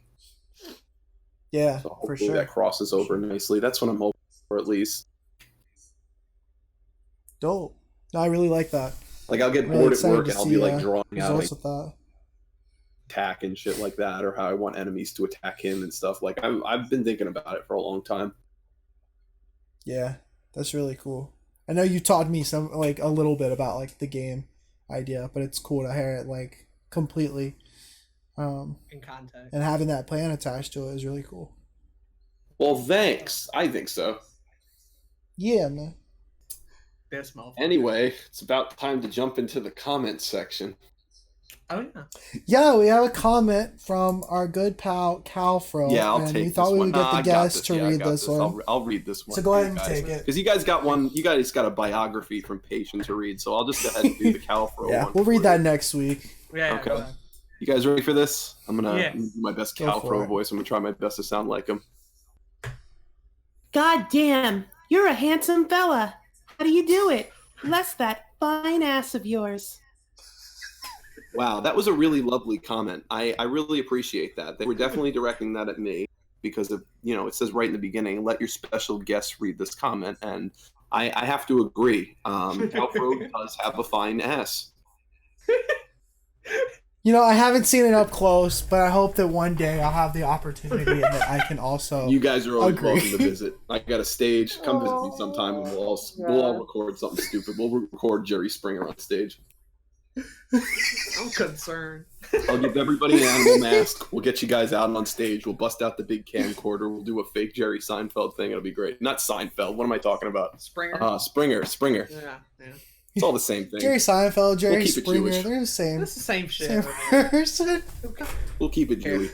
Honestly. Oh, that's wonderful. Wow. Wow. Thank you for the comment, random stranger also named Cowfro. Yeah, That's weird how that works out. That's crazy. that almost never happens. Man, what are the statistical odds of that one? I hear he's your biggest fan. I hear he is too. Anybody else that comes after is second best. But you guys can read the next one. Go ahead. Yeah, we're gonna read that one next week because okay. we already pre-recorded the comments from the last episode or the episode before that. Mm-hmm. So we're gonna send it off to past Aden and Zach. But first off, we just want to really thank you for coming to the podcast. It was really great to have you, man. Hey, thanks, guys. Yeah, this was fun. I'm finally glad we got this conversations recorded and out and be like, yo, we actually fucking got Cowfro on for one. Yeah, for real. This was great. And to all the viewers, expect to see me in more Lions Honor games because I'm going to keep nagging them whether they like it or not. Even if they're like, dude, we stopped talking to you 6 years ago. I'm going to be like, yeah, but remember? Yeah, this is Red the Part last 83 still needs to be edited. Remember that video? I want to get guests on Your Everyday Nerd at some point, and I don't know how soon it's going to be, so I'm not making any promises, but I definitely want to have you like do a guest episode of Your Everyday Nerd with the Cowfro mask and just doing some wild and shit about something that you like talking about. Hell yeah, dude. Hell yeah. Because that would be fun. I'm always down for anything. You come up with the idea, you're already come up with it. I'm already down. Just let me know. Sweet. We appreciate you, man. And let's go ahead and send it off to past Zach and Aden to talk about the comments. The other ones, because we already got the best one. We did the best comment already. Yeah, I agree. All right. Later, guys. Peace. Wow, wasn't that interview epic, Zachary? It sure was. Quick, Zach, tell me your favorite piece from the interview. My favorite part was when Cowfro mentioned how much he hated that we talk about feet on this podcast. You know, he got a point, honestly. My favorite part was when Redacted... wow, it got redacted. I couldn't finish it. It was weird. I don't know. That's wild. Anyway. Welcome. It's like that one time when we redacted. yeah. Honestly, a classic time, for sure. But welcome to the outro that we were filming separately from the interview. I hope it went well, honestly. Yeah, me too. But hey, we're here to talk about these good old comments, and we only have one because we are filming it. Nobody likes us. We're filming it ahead for one, and for two, the last episode that we have comments from, episode 41, currently at the moment only has one. Yeah. Which, hey, like. That's fine. But if you want to post comments later, we'll cover it in a later episode. So don't worry about that. All the comments will get read eventually. But for today, we only have one to talk about. And that is from good old Leah / patient. As always, no Bible this time, but just a short little paragraph, if you will. Do you want to read it? Or I read it? Or Go for it. Okay. Joke. I don't have to pull it up. Oh, you don't have to pull it up. Nice. Real professional. Yeah. Joke's on you guys. I've only drank water for 19 years, and I'm basically suicidal. LOL. Oh, shit. What a great opening. She, That's a move. looking like, we might be pill boys in a bit. I don't know. I'm kind of excited. Oh. A little antidepressant hour, if you will. Okay. I don't know. I guess by the time this episode's out, we'll know for sure. But, like, yeah, it's exciting. Epic. She continues by saying, Aiden out here calling me out on my fucked up sentence structure when he still doesn't know the difference between your, and there, and there. See, when I read it out, though, no one's going to be able to get it, right? Like, this only makes sense in the context of the comment when you wrote it down. But me reading it, no one's going to know. She also says, also the track name you wanted is Rip and Tear. It is a bop. I listen to it in my spare time. It's solid. Is that the one from Doom? Yeah. That she used in the Ganon montage that I really like. That soundtrack's really good. Not a lot to say here. It's basically just do other things with transferable skills. It's something applicable in every avenue of life. If you're getting short on topics, it might be worth revisiting some topics where your opinions have changed. That could be interesting. It could be. maybe do a few topics in an episode and just go over some old ones and see if there's anything different we have to say. Because there's definitely like older episode topics that I have different thoughts on now than I did originally. Yeah. Like the first 10 episodes, I think, if we did them now, for sure, rather than back then, would probably have a little bit different advice. But I don't know. That'd be cool. They're still really good episodes. Also, your and your I've never had an issue with. It's just the theirs that bother me. This is inaccurate. I'm just pointing out. You fairly frequently still put the wrong your in a message. Whether you're doing it by accident or not, you still do it. I don't know about that. That's a little, little fake it's news. Okay. I know about that. Honestly. But when you say you're welcome and it's YOUR, I'm just like, come on, dude. Okay. Is that what we're gonna is that we're gonna you are welcome? Adding an R word doesn't feel like it's whatever. I'm not getting into this. Thank you for the comment, patient. Really appreciative, as always, despite the bizarre spelling and sentence structure. I think I'll be able to move on. You know what? Because I don't judge people on their grammar. Right? I'm very open minded to all forms. I judge people on their Zach grammar. does, and patient does, but I'm very open to all. Very very accepting, I guess, the right term. That's good. I'm gonna start including uwu in every sentence I say to you. That'd be kind of epic. It would get old after a day, but for the first day, it would be like really epic, honestly. So I'm sure. But yeah, that's it for comments. Yo, thanks for that comment. Yeah. And I guess with that being said, go ahead and hit up our sponsor, the YouTube Starter Kit. It's in the show notes and descriptions if you're interested in that. Mm-hmm. Also, you can still support us on Anchor. That would be epic. Appreciate it. And more importantly, above all else, like, send us more topics. Yeah, more topics. And comment on this episode what you thought of the interview as a whole. That's my question of the day. For sure. To you all. What did you think of the interview? And you can do it on YouTube, but you could also do it at the new email, anotherytpodcast@gmail.com. Yeah, boy. I'm hyped by the email. Also, if you want to ask any questions, you have any suggestions, or if you also want to come onto the podcast or you have somebody that would be great on the podcast, just hit us up on the email and we will get that set up over there. We're looking for all kinds of YouTubers, content creators, anybody in the creative field, really, to come on board and talk about their perspective in life and all sorts of shit. So whoever, really, we're pretty open. This is true. As long as you have a good microphone, I guess. Don't come in here with like a fucking... Please. Don't come in here with a just shitty headphone mic that you bought for Fortnite. Like, I need something. Like a blue snowball. Yeah. It's $50. That's your price to entry. It's $50. $50 or more. There you go. This is true. But if you make your own content, you probably do have a good microphone, hopefully. So that'd be epic. Yeah. But anyways, I've been Zach. You could not have said that with any less enthusiasm. You like, how can I low effort this as much as possible? And what we just got there was like the slow inhale.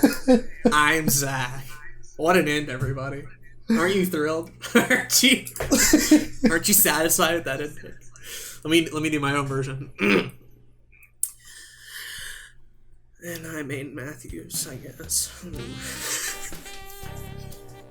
And thank you for listening to this podcast, this episode of another YouTube podcast. Bye, bitches. Bye. Feed. LOL. Funny. God damn it. Kill me.